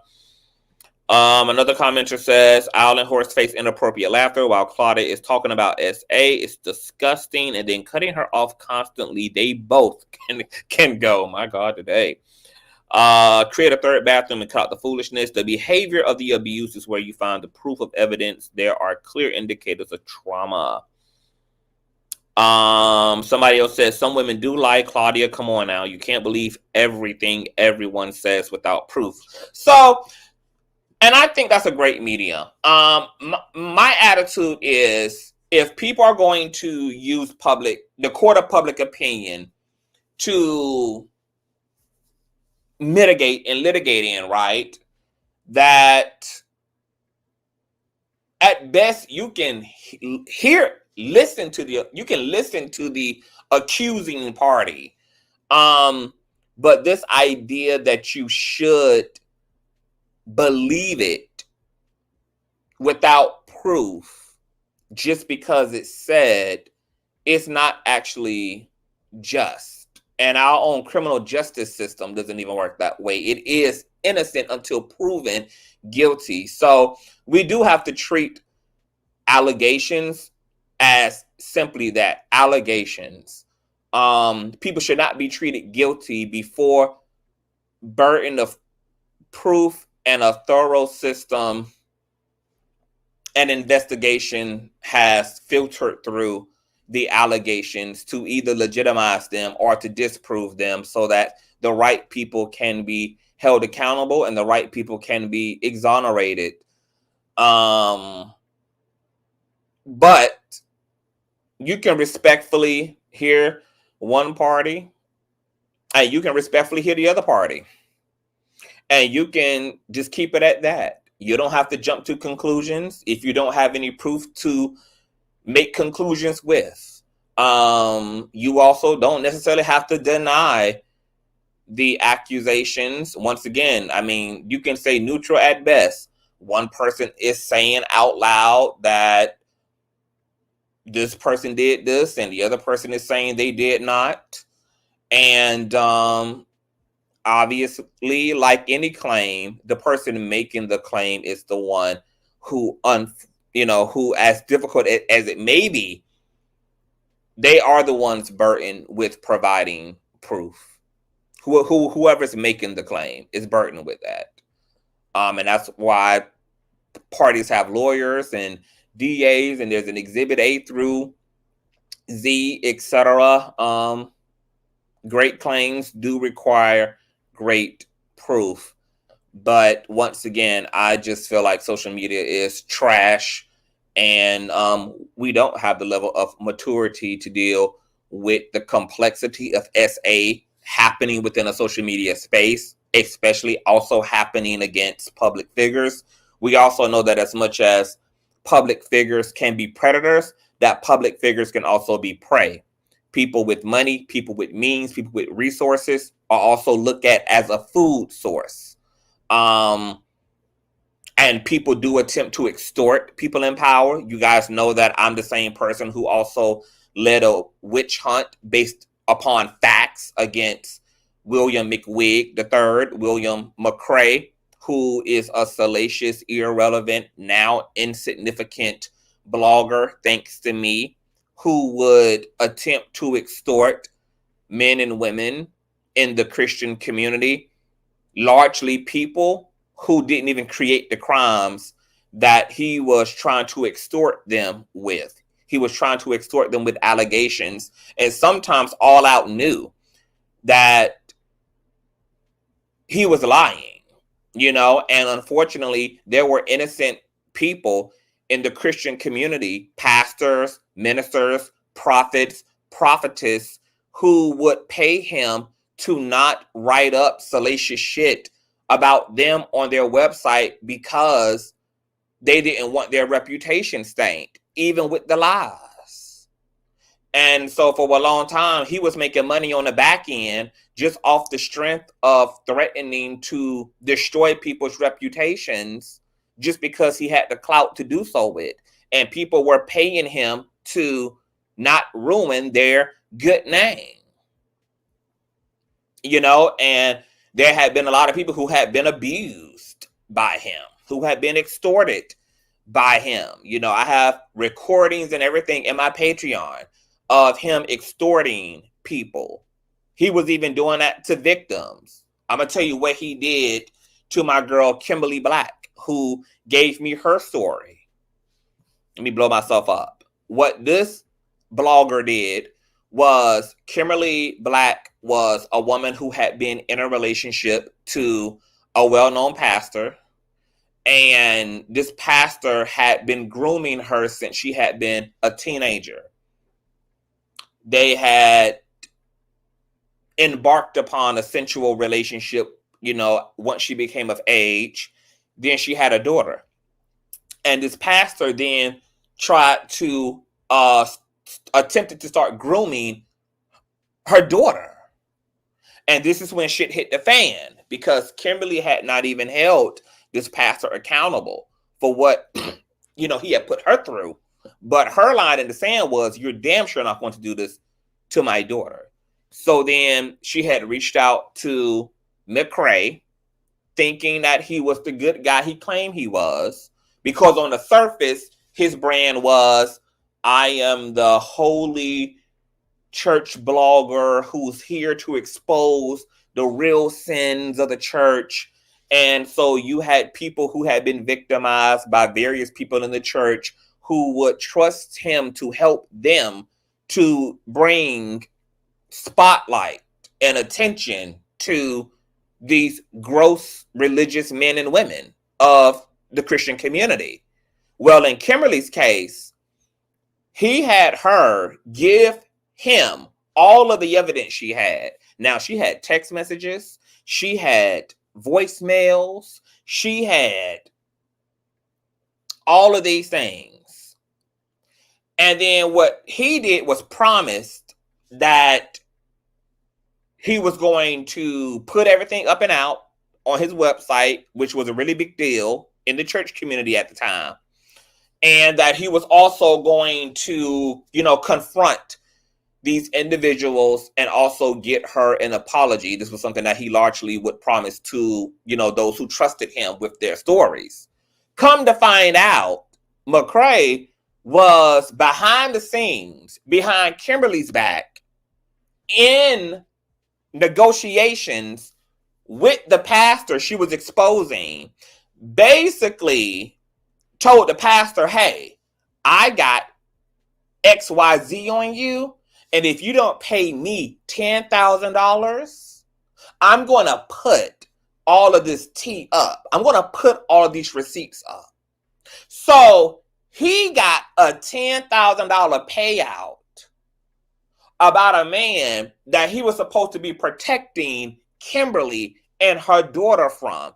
And then he was running back to Kimberly telling her that, it's still taking time. And he had all these excuses for why he had not, put up the information on his website. And, he was just pussy popping and tiptoeing and backflipping and cartwheeling and all of this and all of that until shit hit the fan. And she found out that he had took a payout from the man he was supposed to be helping her to expose and was giving her the runaround. So then she confronted him. And do you know what McCrae did? Instead of confessing and admitting to his wrong and admitting to his double dipping, he cussed her the fuck out, called her a hoe and a bitch. She got the whole conversation and confrontation on audio. All that shit is in my Patreon as well. And he tells her that he'll write up on his platform that she ain't nothing but a religious church hoe who is just bitter because she never became first lady. I mean, it was a fucking mess. And I say all that to say that when it comes to this whole accusation game, there are a lot of moving parts. Sometimes you do have people who are guilty of the things that they're accused of. Sometimes you have people who are innocent of the things that they are accused of. And sometimes you have those making the accusations, making those accusations in an attempt to get a money grab, like in the case of William McCrae, who did not take those receipts and do what he was supposed to do with it. He was willing to protect this man, this pastor that Kimberly was trying to expose, if he could be paid off and be paid to be silent. He didn't give a damn that there was a groomer, that there was this weirdo person holding religious hierarchy out there in the church, manipulating underage women and then engaging in sensual and emotional relationships to them once they became of age. He was hoodwinking and bamboozling the actual victims in exchange for trying to sponsor his damn lifestyle. So much fuckery. I have seen it. I have had to zone in on the bad guys. I had to get William McCrae sued by another pastor that he was threatening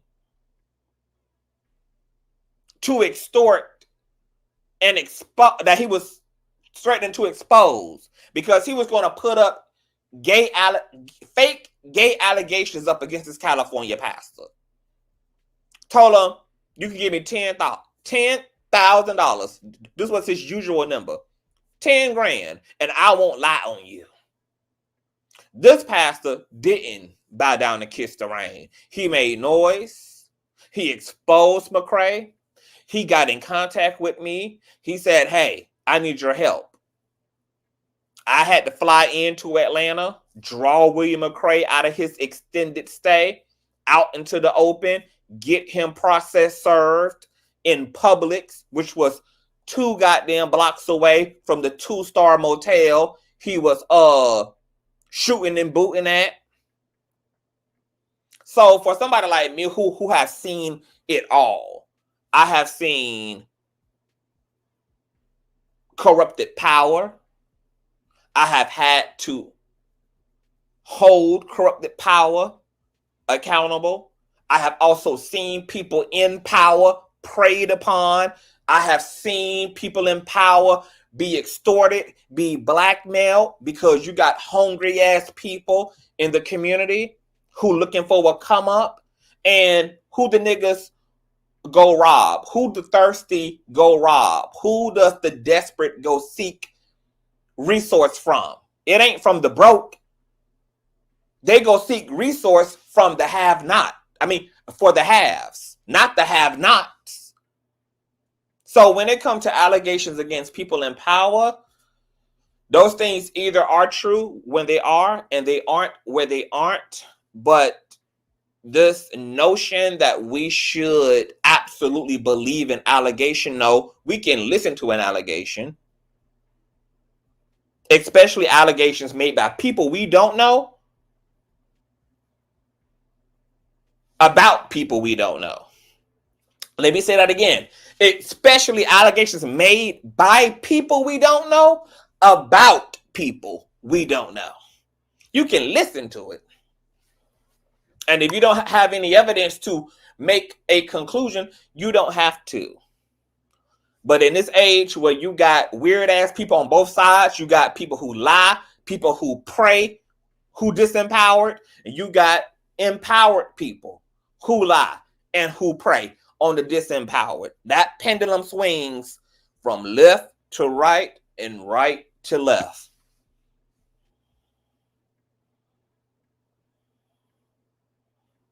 It's a mess. Let's continue to read some of these comments, child.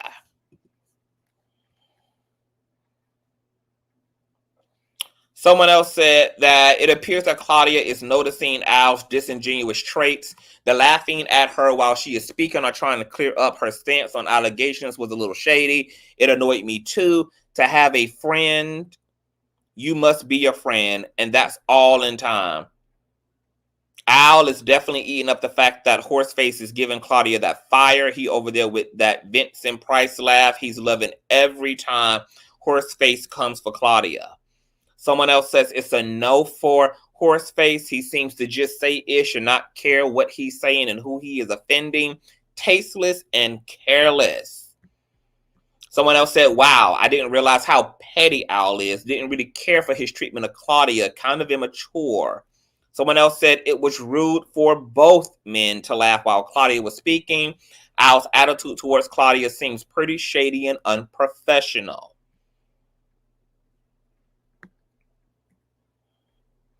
Someone else said, I think this episode is not landing with people. Al has been known to laugh at inappropriate times. It's not new, but I think having Horseface doing it as well is what is coming off as bullying. Also, Al is still friends with Q, so there may be some shade in between. Claudia can hold her own, so don't feel bad for her. She's standing 10 toes down and will make it through. Someone else says that Claudia's fake smile is killing me. Someone else said that Dustin is the only one that has brought something new and different, and he's not vindictive. Horseface is funky, and people are moving away from mess, unwanted criticism, and hate for no reason, but are moving towards constructive criticism like what Dustin bought. Funky is celebrating Horseface because they are because they have a lot in common. And I think if TGIF employ Horseface, expect exactly what happened with Funky to happen a few years down the line, but worse. You should see what he did with Jason Lee, who gave him an opportunity. Wow. Someone else says that Al is so misogynistic, it's disgusting. A male can do no wrong in Al Jones' eyes. Someone else says, Claudia, you got this. Don't let these ninjas make you quit. Talk your shit. Someone else says, Al is so sexist, but y'all like him because of his annoying ass laugh. Someone else says, Al been hella shady with Claudia. It's like because Horseface is so flamboyant, he suddenly has adopted his mean spirit and attitude. Get your own identity, Al, and let's bring back Dustin. Someone else said, this show is in the tubes. Claudia and Al have been tense. There is no joy in this space anymore. Someone else says, why are they laughing at Claudia? So insensitive. So what if you went to their home, Al? Someone else says, Al has been weird and ever since he moved to LA. His demeanor has gotten really aggressive and at times condescending, and often he doesn't appear objective. Seems like he likes things just to like them, not feeling him at the moment. Someone else said they scrambled and scraped, not for a compatible host, but for a funky replacement. This is not the panel for Horseface. Someone else says, I'm not Claudia, but her co-host got on my nerves. They're coming for her on purpose. Someone else says, Claudia can hold her own. Al was being rude for sure. I don't think Claudia is being a victim. You can disagree and be funny without being rude. Al is shady depending on who is on the show, even to the guests.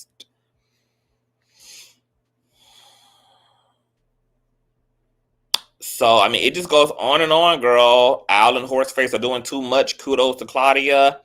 Shame on you, Al. Show me decorum. Glad Horseface is only temporary. Shaking my head. I don't like these two ganging up on Claudia. The fact that we can call a man straight after saying a penis looks feminine by Horseface. Your point of view is beyond me, honey. Someone else said, so Horseface and Al kept saying they don't understand the bathroom situation concerning the trans, but never themselves address the fact that women and men have been using separate restrooms in public forever. As a woman, I'm not comfortable sharing the bathroom with any man in public that I'm not related to or married to. Women and men have a right to privacy, and men rolling up in a women's restroom in dresses just isn't right. And this is what I mean by, like, you know, there's a segment of the female population that don't see trans women as women. They see trans women as men, playing women or dressing up as women. Al and Horseface are coming off really rude and inconsiderate, trying to have a moment. Do better. Someone else said, sometimes I find it hard to believe that a university hired Al as a professor. Some of his opinions seem so ignorant and base level. He doesn't ever need to speak about SA of women by men, especially rich, powerful ones, ever again. Not a fan of Horseface. He gives a toxic energy, in my opinion. The episode with T.S. Madison were so funny and good-spirited between all of the hosts. Al is acting childish. Claudia's working hard. Al is annoying. The cackling and interrupting people when they speak is getting old. Bring Dustin back. A real heterosexual male will bring the balance. The show needs to add the presence of a strong and solid man. Real black men are not extinct. Add a real black man to the mix. Well, tell us how you really feel, girl. The way they ganging up on Claudia is nasty work. Al is such a disappointment, and Horseface will never be back on the platform. Nasty dudes. Baby. Lord, Claudia looked like her energy gone, and she tired of Al and Horseface. She usually has a personal story for every topic, but she's been really tight-lipped on this episode. Not feeling the way that Al has been responding to Claudia, cutting her off and laughing while she is speaking. So it just goes on, and it goes on, you guys. I mean, yikes. Claudia is sick of the panel. I don't know. Are we going to make it to a season 5? Because this has been a little clunky. Please don't invite Horseface back to TGIF. I don't think he's a good fit. I cringe every time I hear Monique start with my babies because so no, she will end up with vicious trashing, which means turn off for me. Claudia, that Poppers read was everything. Horseface gulped and Poppy real quick. No wonder Funky co-signed Horseface being on the show. Horseface and Al are being shady towards Claudia. Horseface gets Claudia and Al stirred up, going back and forth with each other, and sits back and laugh. Watch them. Someone else says, not Horseface saying you black by yourself in regards to Taraji. That's why Tyrese crying online talking about he want to be Latino. No unity. Vivica and Taraji are on 2 different levels. Vivica is not getting nominated for awards due to the role she accepts. Taraji is very particular about what role she plays, has awards and nominations, and should be paid as such. Oh, Claudia, just watching your face on some of these topics. I love you. Praying for you, sis. These 2 men were really insensitive and disrespectful toward Claudia when discussing SA toward women. I believe that Claudia has disclosed that she has been a victim herself, so she can speak from direct experience. Though I don't agree with her that accusers should be believed immediately, I believe that accusers should be heard to determine if they are a victim. They did not allow her to get a complete point across, interrupted her by attacking her point, and laugh as if they won something against her. There is nothing laughable about the topic. Shame on you both. Why has Al been acting like that lately? Isn't she the reason you are on there? Shaking my head how quickly we forget.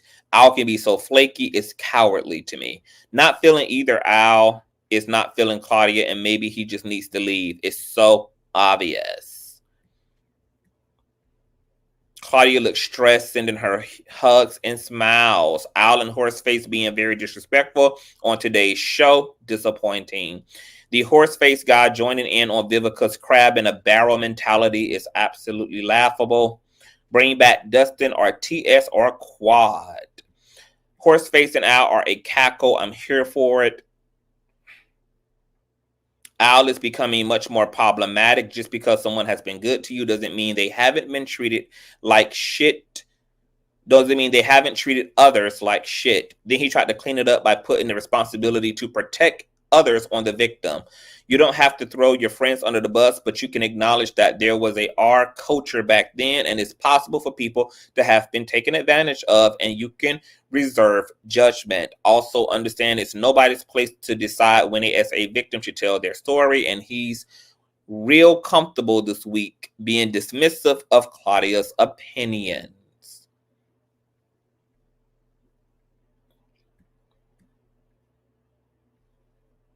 Horseface, sometimes allegations of SA are ignored even with evidence. Saddened to hear his and Al's reflection. Al is on the wrong side of history. He said you're black by yourself. That's what's wrong with the community. If anything happens to him, let him be black by himself. Shaking my head. Can we rotate the host again, please? I'll be back watching when he's gone. I didn't enjoy this episode, but Claudia, you held it together with all that ignorance. I would love to see Al, Claudia, Dustin, and Quad do an episode together. T.S. Madison's presence energizes the show. If she's not interested in being full-time, let's keep the guest host on rotation. Al, I'm starting not to like you. I can guarantee it. Horseface will not be returning. His sparring with Claudia is working her last nerve. You can see it. I'm so glad today is his last day. Why are we having men speak on domestic violence? Please don't bring that guy back on the show.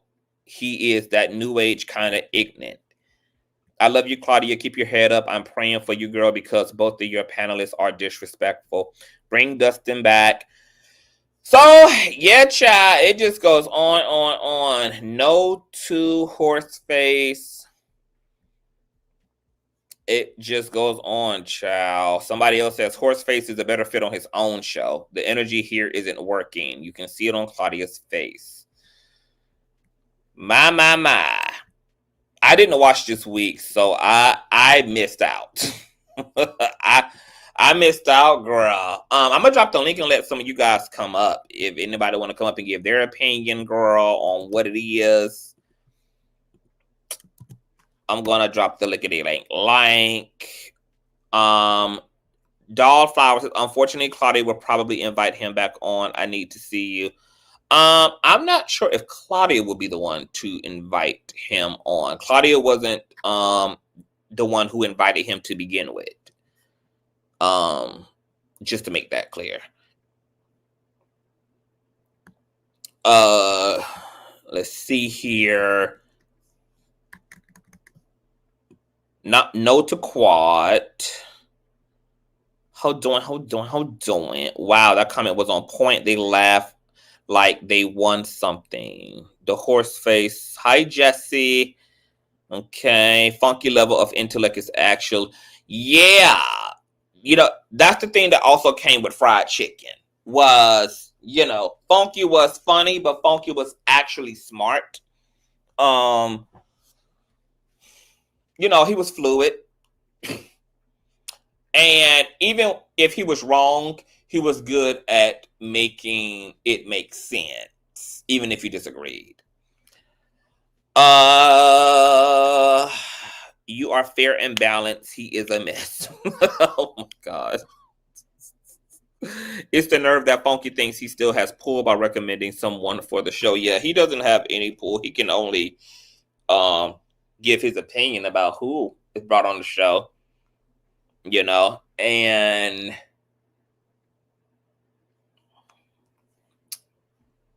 I'm gonna just leave that there. Girl, I just hope that when the time comes, girl, because you guys know that I've been offered, you know, I've been propositioned for the chair, girl. That, you know, I just hope that, you know, hopefully it's a good week on the docket, baby. Okay, it's a whole good week on the docket. Okay, let me shout out my supporters, honey. Shout out to my Dominique and my Teresa for the old nasty piece of child support shit. Thank you, y'all. I will only tune in with CTVs. Oh my God. You guys don't have to only tune in to support me. Support my girl, Claudia. Because the show is really good. Like I said, I did watch last week's show with, you know, Quad, and I enjoyed it. Of course, I didn't watch this week because, once again, I don't support anybody who steals, and damn sure steals from me. So, you know, there would never be any support on this end. So as far as I was concerned, TGIF was on vacation this week, girl. Okay, it never happened. All right, what's going on? What had happened? Hey, can you hear me? Oh, you sound really low. Oh gosh. Hold on, let me see something. Hold on, let me take it off the speaker. Okay. I'm gonna see if I can raise your volume up too. Let me see. Did that make it better? Yes, you sound good. There you go. Okay, I just had to take it off the speaker. So I love everything that you said. Your points are always so everything that you normally say is usually on point and unbiased. That's why I like to watch. Yes, because sometimes people get too far to the left. I did. Yeah. Okay, so I watched I watched all week, and then I rewatched it back, because I'm just nosy like that. And so I noticed tonight, I wanted to get into that first, that Claudia, and excuse my voice, I'm hoarse, so excuse me, but I noticed tonight that Claudia, during the commercial break, she was in the comments during the second to last, it might have been actually the final commercial break. She was in the comments going off. What? Yes, and I have the screenshot, and I'm not I'm new, you know, I just started mine like I want to say September. I just started doing all of this. But shout out to you. So I don't know how to and welcome to the platform. Thanks, babe. So I don't know how to send it to you as I'm speaking to you, or should I, like, if it's okay to drop a photo in the chat? So, well, what most people it's a picture. You can share it actually. If I don't know if you know how to do all of that on StreamYard, but if you share it on your end, it gives me permission to then bring it up on this end. I wonder if I should just put it as my picture. Like, how do I share it? Or you can follow me on Instagram and just send it to my DM. Yeah, let me pull it up there too. Try and do that. Hold on. Okay, I'm on Instagram at the same way it's spelled here on YouTube. Okay, and while we're waiting on what had happened, you guys, I'm gonna look at some of these comments. Valerie says, "Conscious, there was more to the trans combo, Alan." Oh boy, gang. Okay. I spelled. I won't be disappointed when you. Let me see. Coming up, I won't be disappointed when you come on because you support Black women. Shout out to Black women, the empaths of the planet. If you come on, you would be wonderful for the show, baby. I'm gonna be working for my coin, girl. Oh, wait, it failed. Damn. Okay, let me. Are you following me? Let me see. Let me go over to Instagram. Okay. Let me see here. Oh, I think this is you, Supreme. Oh, my China following me too, honey. My boo China done found me over on let me follow y'all back. Yes, that's my but that page right there, that's the personal page. You can follow me on that one. You know, okay, that's where you know me and Tisa and Neek, we all on that page. But that's just I have another page for the other people. Okay. Okay, cool. Okay, anyway, so check that screenshot out and see what she said. Okay, is it my DMs? Yes. Let me see. Okay. Let me see. Let me know if you need me to send it another way or email it or whatever. I don't have a message yet. Let me go to my business page. It's probably okay. Chai, she really trying to get this. She trying to get the screenshot together, y'all. Okay.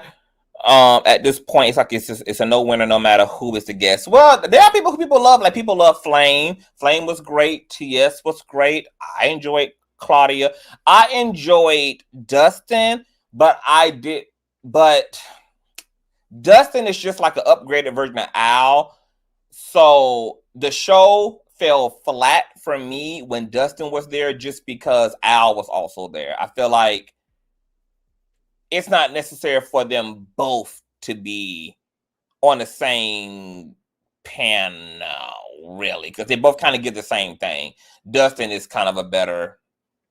Try to check your Instagram one more time. All right, it should be from Kitten. Okay, let me see here. All right. Let me see. Let me accept this message. Okay. I'm about to pull it up on the screen here. Then you can tell us what we're looking at. Okay. All right. I got it up here now. Let me see.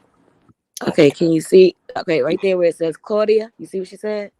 Claudia is She's in the blue. At Dawn Worrell, you a damn lie. Monday through Wednesday was fun, but should I be happy when grown men are laughing at my response to SA? Y'all get into it. KILL me with the half stories. Clock it. Oh wow. Yeah, okay, so she was vocal. I'm a receipts kind of girl. And another thing I noticed is I just posted it real fast, but it's just, and I wish I would have got a screen. I didn't plan on doing all this tonight. Yeah. But I wish I would have got a screen grab of this. I don't know if you want to go back and look, but okay, it's two things. But the part that you can actually go back and peep is the last, I want to say 3 minutes or even 2, because it's the last. What was the last 30 seconds? Because they're rolling out of the show, and they're pretty much saying goodbye to Armon for the show and thanking him for being there. Mm-hmm. And Claudia just like, okay, thank you. Like it's a wrap. Like, okay, I'm about to put it up right now. Yes. Oh, okay, so let's listen here. For her club, let's see. Okay, we got a commercial. Hold on, y'all. These damn commercials. Let me go through these commercials. Child. They paying the bills over there. Okay. Okay, let me see. Sisters can take the bus. Crazy. Well, what you think I'm supposed to pay for my entire family? You know how many are in my... Everybody else, cousins, nieces, nephews, uncles. I have to get on the bus? No, it's all the way at the end. That's really expensive. It's so I'm gonna have to pass on that. I can't do New York City hotels. But I will say, in the meantime, while you're looking for it, that flights, and then every time Claudia, hold on, because it's coming up right now. Because it's the last yeah, let's do that. I'm sorry. The last few seconds of the show. Nah. We have a soulmate comment. Nina 878 said, just cut the cord on a 40-year-old friendship because my friend stood me up on my birthday and still haven't heard from her. It's shaking my head. A lot of birthday shade. Like a lot of people falling out over their birthday and not feeling. Yeah, that's interesting. Is this one that you listening to from today? For their birthday. Listen, if your friends are busy, booked and busy and working, listen, understand that they may call you later. At least they called you. But listen, if I'm working. Is that one you looking at from today, Conscious? Yeah. No. You got it. No, hold on. No, this is not actually. This from yesterday. Let me pull up to today's show. What you was talking about today, and then go to the last minute. Oh, I don't think they have today's. It's not uploaded yet. Yeah, you would have to go into the 3-minute mark of the Fox Soul live. Actually, go to the 4-minute mark and go back a minute. Okay, it's not available yet, so I'll have to wait until I'll have to look at it like once they debut. Yeah. And then, and another thing is, so since they have yesterday's up there, because you can go on any day after Wednesday when you go up there, just look at one little segment where it's some feedback in your microphone, boo. Okay, I'm sorry, I probably talking too close. This is the last. My last point is every time after Wednesday, I caught a segment where I feel like that's where the tide started to change. It was something about Tyrese wanting to be Hispanic, whatever he said. And Armon was, I don't know what words you could say up here too good, but he was buffooning, right? He was tap dancing. He was tapping. And so, that's the only thing that you could really do to get Al to get sassy. Al was upset, okay? And he couldn't hide it. He usually could hide it, but Armon, he try to play like, he'll tap dance with a point and they'll just get over it. But Al was like, you're not going to come over here with that. And I noticed that. And I noticed that Armon backed down and kind of like laughed it off and smiled it off. And Claudia kind of took up more for Al. But then it was just a weird moment in there where I felt like Al didn't want to be taken up for. Like, he ain't going here. And I felt like after that segment, Claudia made it a little bit more fit. You could see her disdain for Armon after that comment, right? But Armon also made it very clear after Wednesday that the feeling was mutual, and then Funky made that post. So I'm feeling like Claudia after that, every time she speaks, even if she throws it to Armon, he does not look directly in the camera as she's speaking. He looks down, he looks away. And when Al is speaking and you look at him, because the three of them are on the screen, he's looking directly at his monitor. He's making it like it's a body language thing. He's making his business. So when Claudia is making a point, he's doing this like frail, like you smell something bad, He's doing it real light because he on camera. He's trying to keep it cute. But I catch it every time. He's not attentive to what she's saying, and he's listening to respond. That's what I wanted to say, though. Wow. Yeah, that was it. That was all. That was it for me. There's a lot going on there. Yeah, that was me. I like the receipts part. I don't be wanting to come up here. I'm like, girl, you got. Maybe this is what you're talking about. Because I think I just found the perfect illustration of what you were talking about. Exactly. And it was in girl. And you'll can you see the screen, boo? Can you see the screen? Yes, you'll be able to continue to build off of that because there's so much. Can you see the screen, love? I'm sorry. Can you see what I just pulled up on the screen? Oh yes. Okay, now I want to play this. I want you to look at this scene because what you described seems to be happening here. So Claudia is about to start talking. You can already see horse face. I was getting ready to say, look at Claudia's face. Without even playing it, look at Al's face. Al is so ready for the mess. Claudia is over it, and Armon think it's his show. Oh my God, there's a lot going on here. And I am living for it. Why is it so much going on? I don't know if I want him to be permanent, but I kind of like the mess of seeing him once a month and just shake it up. Shake it up a little bit. I don't know. Shake it up. Oh my God, it's too much. But the only thing is, this is my last point I forgot to say. I forgot to mention that with Funky, and I've been a fan of watching everyone. I like everyone. I'm not biased. Everybody has their own swag, I'll say, right? And so, and I like people that, I know what it takes in the background. So I like people that look like that person has a producer, and I know they don't have a producer, but you guys, you too, I could watch you for hours, honey. And it's like, I know that it's not produced, but you speak so with intellect. It's well thought out, and it's not.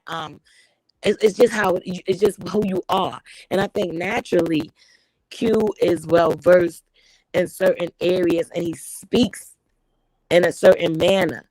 Al is more of, I'm a Gemini myself, so I know a BS artist when I see one. We sometimes we could get you good with the wordplay and manipulation, but not actual factual. Al gives me one of those kind of Geminis. I don't know if he's May, but I don't like the May ones. He give me that. Like, he's not speaking on fact. He's using his vast vocabulary to play on your intelligence, and I don't like that. And now Claudia having to play with two Geminis. This is very interesting. Look at her face. Look over it. That Aries is ready to tell him where to go. And when she got, I know she's like, girl, where is the Friday in the tea? I'm ready to go. She is so red and reading them. Ready to go. Wow. And the last seconds was so funny because Al was like, oh, thank you, Armon, for being here this week. And they was like, oh, do you have any final words that you want to say to Armon? And Claudia was like, oh, we want to read some more of the comments. And we want to, the comment set, finished the last segment. She was like, okay, thank you to the producer and thank you to everybody and thank you to Armon. And then the camera cut off. I said, oh, child, she ain't got too many more words. Like, it was a good week. Now I like you. You was funny. Nothing. She was in the comments. That's the only thing she had to say. Get out of here. Get your shit. And pick it up. Don't drop it off. Let me help you to the door. Bitch. And let me do the Uncle Phil for you. I'll close the door behind you. Don't even worry about it. I got it. No, I'm going to do the Uncle Phil and you be Jazzy Jeff. Okay? That's what we're going to do. That's what we're going to do. Wow. See, now y'all about to make now see y'all done got me up here. Y'all about to make me go watch the whole damn week now because I'm telling you gotta go back to see how everything just built up. And you know what? I laughed to myself tonight. I said, yeah, that they got so spicy last night that Funky ain't even go on tonight. He might be in the audience watching. It was, I'm telling you.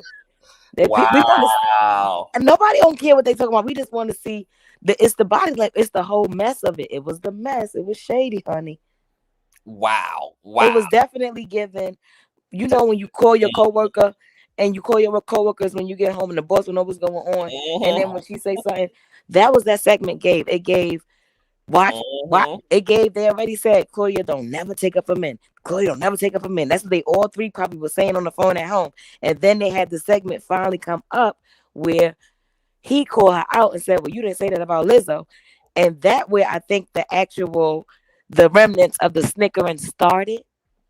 Yeah, I saw that because I had played it earlier. Yeah, that's where it started at. But if you notice, when she starts speaking right before that, right before she even mentioned the legislature,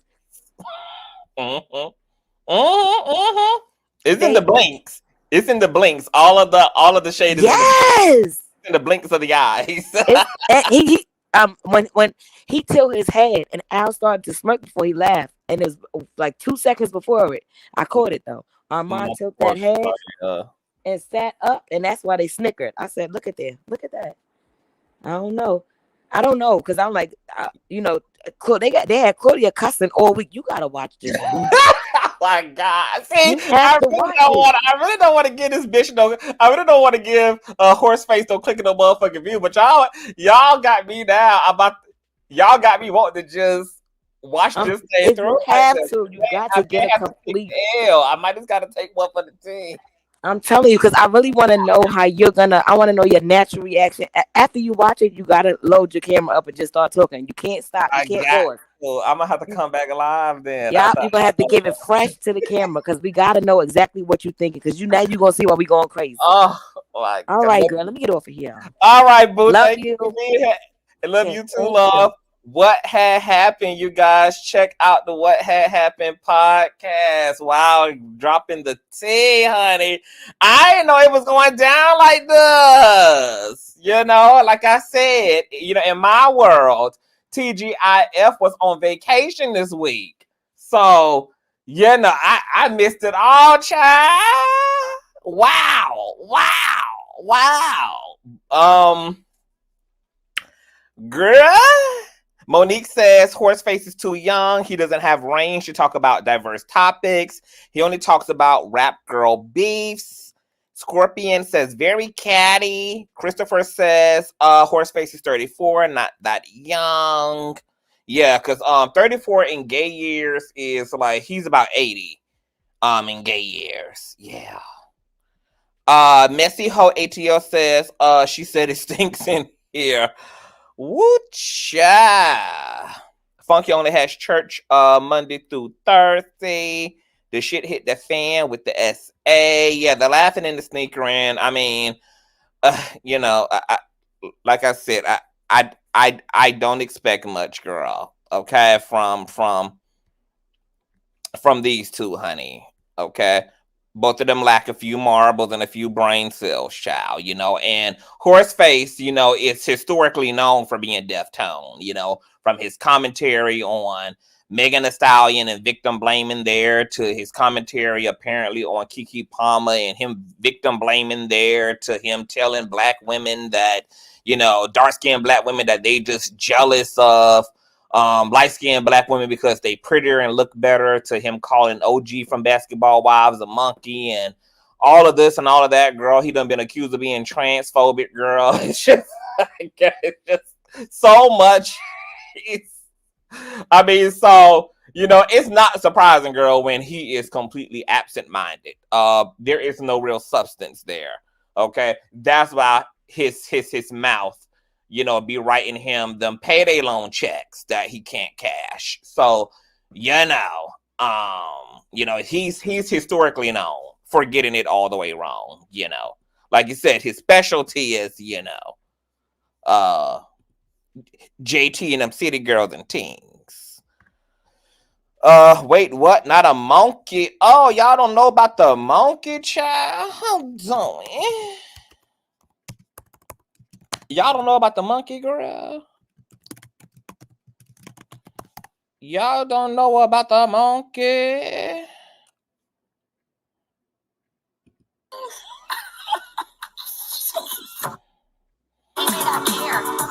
Hold on. Let me cue something up for y'all. Hold on.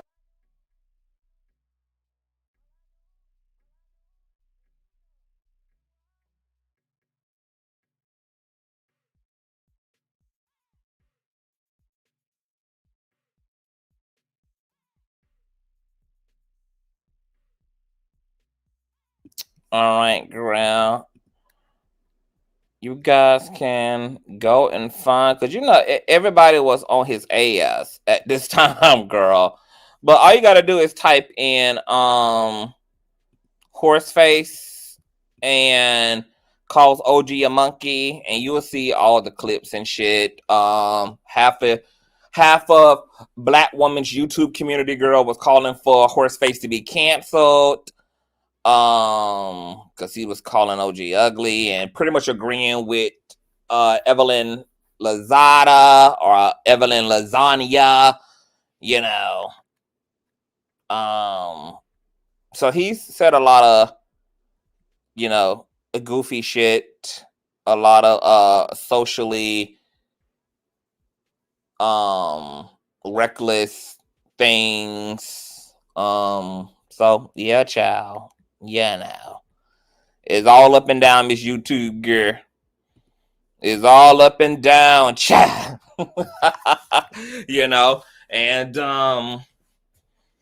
yeah, girl, you know, I tried to like the girl, but you know, I can't fake the funk, child. You know, I like what I like, and I just don't what I don't, girl. And I definitely don't like no thieving ass, bipolar, can't stand on business or principle, no integrity having ass, narcissistic bitch. Okay, I definitely can't do it, honey. My patience ain't set up, you know, for that type of energy, girl. What had happened was her drawers on the floor, honey. Somebody says he falls out with everyone and everything. Even people who supported him, like a CC I used to watch, and she wrote for him. Yeah, girl. Can't keep nobody. There's a reason why these hoes can't keep nobody. They a mess, honey. The drama was this week. Well, you know, some people would argue, Christopher Laws, that you can wake it up without it being distasteful and triggering and coonery, you know, which is why people are saying, you know, bring back T.S. Madison and Flame, you know, you can have an opinion and have a great show and a funny show. That T.S. Madison had a really funny week, you know, and she didn't have to be messy. She didn't have to laugh at SA, you know, she didn't have to, you know, compete in a sneakering contest, you know, in order to have a stellar week. You know, the laughs were laughing, the vibes were vibing, you know, it was a thing. It don't have to be always like some low down, low grade, controversial shit going on to get the room lit, you know. But somebody said it perfectly earlier in the chat that Horseface apparently thinks he's a shot jock, and you know, he's trying to go the shot jockey way, and it's giving corny, it's giving cringy, and it's giving canceled for the second time, child. So, you know, it's definitely not giving Wendy, honey. And, you know, I don't know why anybody would want to give Wendy. You see how the hell she ended up. She ended up with two big-ass elephant foots, you know, 5 shades damn lighter, and a damn sew-in that looks like a sew-out at this damn point. You know, so I don't know why anybody would want to be walking in Wendy's shoes. I mean, we see damn Unwind with Budweiser K ain't even halfway there, and her ass might be in jail tomorrow because bankruptcy court done turned over her damn fraud to the damn feds, you know? So, you know, it seems like everybody who be following in Wendy's shoes, girl, keep ending up in a damn elephant cast instead, bitch. I ain't trying to be no damn Wendy. No, ma'am. Give me a T.S. Madison career. Give me a who else I like up in there? Who I like up in the media space? Who is it that I'm liking? Hold on, bitch. Do I like anybody in the media space? Who career I think just has a great thing going? Let me think, bitch. Damn. Media. Who do I look up to? Is it nobody? Oh, I guess I don't look up to nobody in media, girl. I don't even have no damn who career. Who has been able to be epic without being abusive as hell in their bullshit? You know, they haven't had to tear people down. They haven't had to be a sellout. They haven't had to, and got a real, just got top tier. specifically in media, I don't look up to Wendy. I don't look up to DJ Envy or Charlemagne. I don't look up to DJ Academics. I don't look up to who's in. Girl, I don't even know if there's anybody who has something like what I would render as appropriate for myself as a legacy. So maybe I have to like do Build-A-Bear. Cause if I had to take the meat from Wendy, I would like to take Wendy's crossover ability. You know, her ability to cross over into mainstream was really dope. For her to go from, you know, salacious radio to daytime television and dominate was really epic. What I would take from Oxtail Winfrey is her flexibility and the diversity of her portfolio. You know, she's been able to teach y'all hoes how to do everything from cook Roman noodle to having race relation dialogue to having book clubs. Girl, y'all able to read Peter Pan and the Millions together, to, you know, her spiritual content. So I like Oxtail Winfrey's versatility. If I had to take anything from her, Charlemagne the Goddess. I like the fact that he is a media personality that has many bags. You know, he's with iHeart. He's got a lot of other podcasts going on. He also does the red carpet thing, and he's connected to VH1 and MTV and all of that. But there's not like one person as a whole who has all the workings that I would have for myself. But, you know, if I play Any, Mini, Mighty, Mo, there's probably, you know, there are aspects of what some of these folk got that I think is really dope. But yeah. Now, Oxtail, y'all. Budweiser's confidence and persistence to keep going despite the obstacles. She ain't got no choice because she got to pay for lawyers to fight off all them damn charges her ass keep accumulating. She ain't got no damn choice but to be persistent if she want to keep her ass out of jail. I would not want to be 30 feet of him. TS was my favorite so far. What happened says TS, Tamron Hall. Tamron Hall has been able to keep it really clean. I don't want to be as clean as Tamron. Tamron is like soccer mom clean, you know.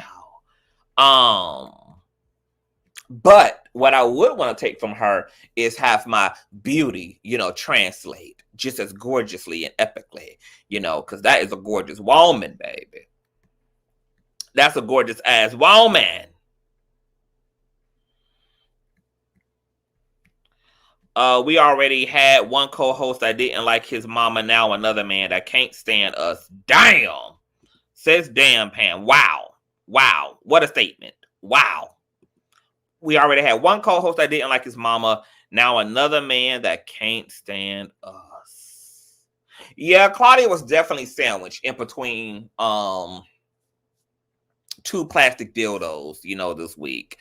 So, you know, I'm going to have to call and send her some light and love, baby, because, you know, I did not look until tonight. And yes, my girl, you know, she was looking like what she was going through, baby. I don't think I ever saw a Claudia, like, just look so visibly, even when, like, her and Funky would get into it, you know, she would be able to pull it all the way back. Probably because, you know, there was a real friendship there, etc. So, you know, it was easier to disconnect even from the hard moments that would happen on the show between them. But girl, just from this one episode, this one snippet I done seen, girl, like, my girl was going through it.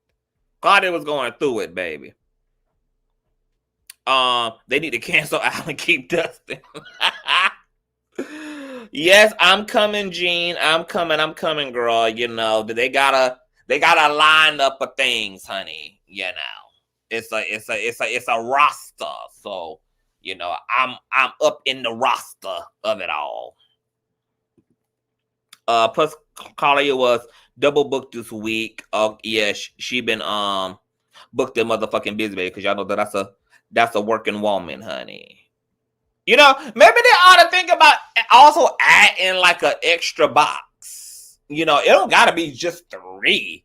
You know, 4 is a crowd. So maybe, you know, they should also experiment with the 4 box, with the 4 panelist thing. I think that'll be very dynamic and may also help to kind of balance out, you know, a 2 for 2 situation. So that it's not so easy for kind of like one person to feel singled out, etc. Yeah, I ain't think we need a talk show that's well balanced but not low vibrational. Integrity is the key, says my room is in T. They need to have a call it show episode for YouTubers. Baby, murder she wrote. It'll be blood in the earth, girl. That'll be equivalent to a very early season of Jerry Springer. Okay. Let me see here. Foxo ain't paying for 4. Well, they might as well, since they're paying 6 figures, honey. That's one hell of a damn salary. They got the coin. The thing is, Al is a follower, low key, be looking to Claudia for validation. I could take Funky at times, but it was nerve wrecking. Damn. You got a Young Van Zant vibes. And do, Christopher, and do. I'm a lover, even though I'm good at fighting like hell, too. Oh, well, Chronicles of Kim K says, well, you know, at one point they had 4 people. Oh, I didn't know that. I didn't know that with Gary with the T and Funky. I didn't know that. Wow. Yep, maybe add another female, like Baby Girl said, you know. You know, 2 men, 2 alleged men, you know, and 2 women. That would be cute. That'd be something. That'd be different. You know, I think that they should, you know, do it all, you know, just like, you know, I mean, they ain't got nothing to lose at this point. You know, I'd be switching shit up, throwing shit around, switching shit around, moving shit around. So, and I think that they should do, you know, maybe 3 days or maybe see how a 4-box person's work for a week. I don't know whether they would feel like that's a little bit too much scheduling to have to work out or what, but that'd be interesting.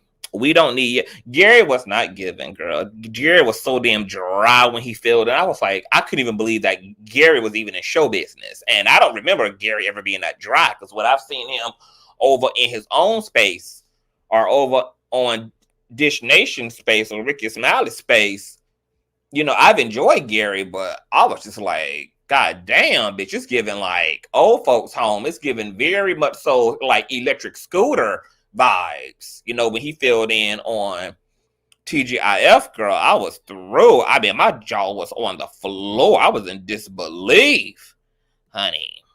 I couldn't believe that Gary was giving all or nothing. I just couldn't believe it. They kind of clowned out Jones on the subject of men on the DL. He got developed. Not the DL, girl. Nor do I didn't enjoy Carlos either. Carlos just reminds me of a damn 21-year-old white girl. You know, captain of the cheerleading squad girl. It ain't did nothing for me. Oh, I wasn't saying we need Gary. I'm just saying that they had 4 people. Yeah, at one point. I didn't know that, though. That's interesting. I may have to go back and watch those shows. I would love to see Roland Ray. Now, that would be a cackle. That would be a key. Because, you know, him and Claudia had worked together on, I think it was Bobby Light? Was it Bobby Light show? Yeah. Bobby Light show on Zeus, girl. They did the reunion together. I'm picky with who I watch because I'm a boring introvert. Ooh, do they make six figures this nation? I probably do. If Fox Soul is dishing out them damn six figures, I'm sure they're making six figures too, probably. I can't imagine that they ain't on this nation. Conscious, what heterosexual man do you think would be a good fit to guest host? Oh, I do think Dustin would have been an interesting addition for this week, especially when it came to some of the stuff they was covering, like with the trans bathroom situation, with the SA conversation. I think that Dustin would have straightened their ass out. Hell, I would have straightened both of them niggas out had I been there. So I think Dustin would be a great straight male. Who else do I think would be a great straight male addition? Let me think. Straight. Straight.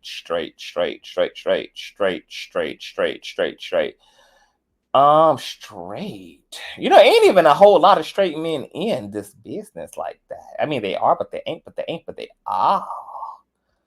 Straight. Oh, you know who? You know, I mean, throw in Joe Budden. Bring his stupid. No, I don't know. Joe Budden too fucking ignorant. But I don't know. See, that depends on what y'all would be looking for. Because everybody who looking watching for something different. Like some people like the mess. Like they want a messy, explosive, electrifying, shady ass show. For those who want that genre of paneling, you can bring in Joe Budden, who is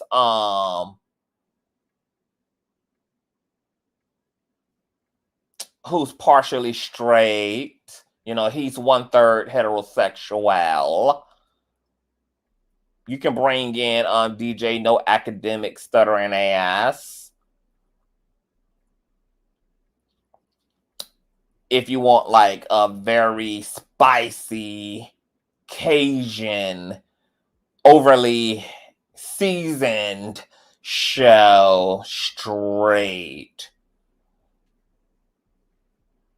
Charlamagne would be interesting. But I'm also trying to think of like a responsible podcaster. Like, I don't know a lot of Dustins.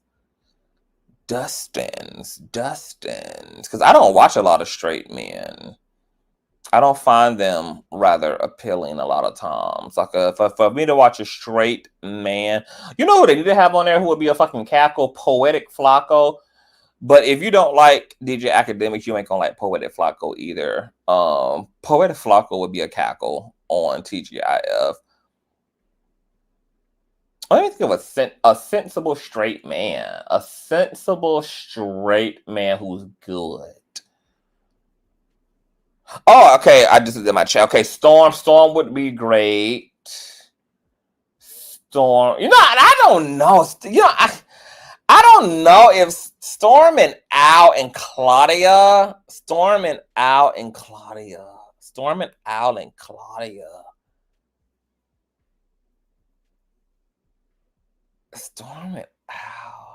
It's, you know, I'm gonna be honest. It is so hard for me to imagine Storm a part of groups. I'm trying to think. Because I have enjoyed Storm when he's been on my panels over here.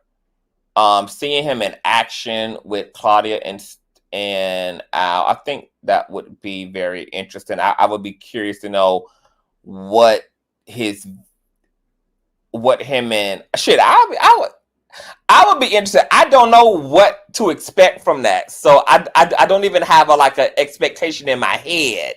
So that would just be complete like foreign land for me. So I would just like to see that, to see what it gives. Storm is respectful. He's going to do his research. And Storm knows how to be like approachable. Like, as much as Storm can turn up and drag to the high heavens, he also knows how to be like down to earth. So I think he is a great balance. Not Bootsy Chow. Not Miss motherfucking Bootsy, baby.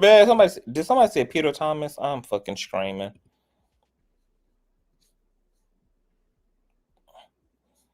The name y'all erasing. Who y'all erasing? Who getting erased? I can't even see some of the stuff y'all putting in the chat. Some will eat Al up. Eat them up, honey. Feast. Feast on feast. Let me see. AK and poetic are headache inducing. Woo cha. A mess. Let me see. Rumors of Dustin is Dustin the same gender? Cause I know y'all was over there trying to rip the damn homosexuality out of that damn man, honey, trying to figure out which side of the fence he played on. It is Dustin same gender loving? I don't think that's been confirmed, Christopher, that Dustin is same gender loving.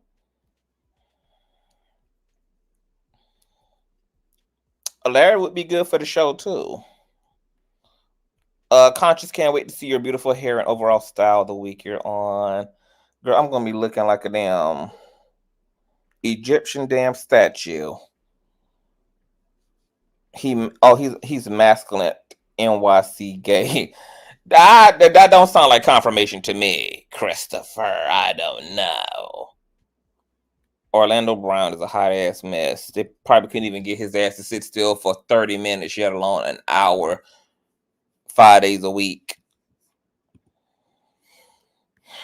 But I'm gonna get out of here. This was a cute show. The Soulmates are stressed, girl. They never want to see this combo again.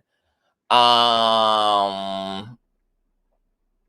told y'all it was gonna get real ghetto when I had announced it, girl, the first week. Well, not announced it, but when we was talking about names, when the panel first, after the Funky Dineva stuff, and I said, girl, that edition, that's not like Horseface is not fried chicken. Horseface is more like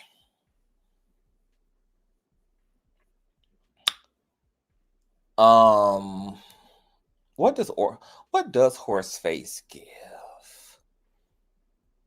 Horseface gives Horseface gives like, I don't know how to articulate it. I think this is better with a visual.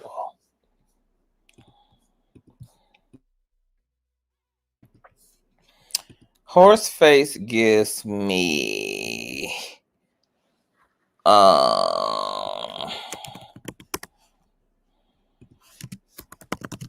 let me see if I can find.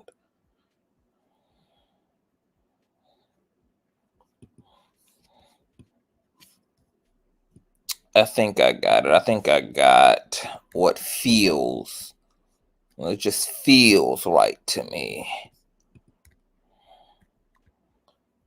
Hold on. Let me make sure that I truly feel complete.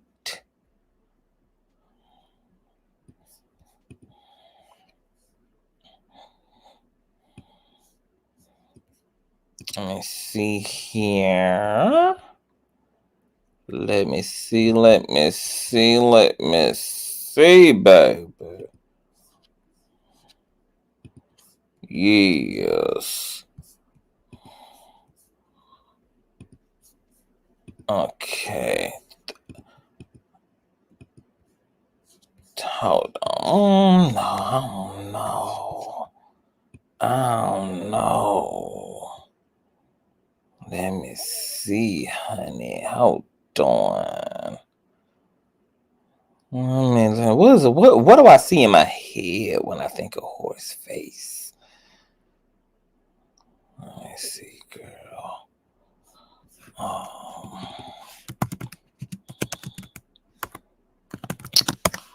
Let me see, child.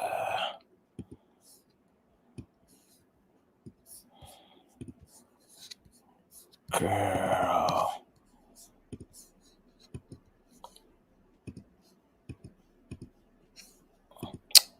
Let me see.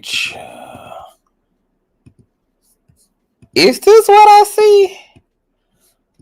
Like narcissism with big teeth is what I see, girl. Just, you know, a gumlon that is the size of the ego. You know, everything just obnoxiously wide. You know, everything just spread out and, you know, just you know, I don't know. I just see I don't know what I see. You know, just it's just the hat, the hair they're just, you know, big claims require big receipts. You know, maybe a empty cash register, maybe maybe a black card with a zero balance on it. I don't know. It's kind of it's an enigma in my head, girl. I don't know. Oh, girl, I don't know. Girl, I just see piano keys, girl.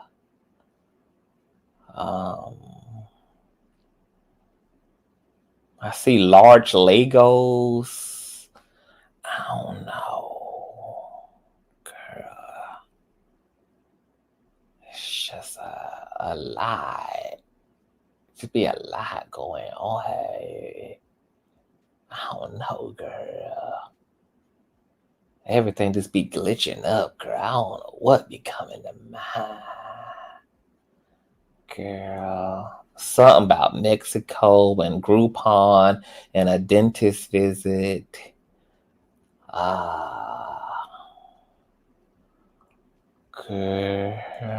I don't know. It just, girl, my brain can't quite put it together.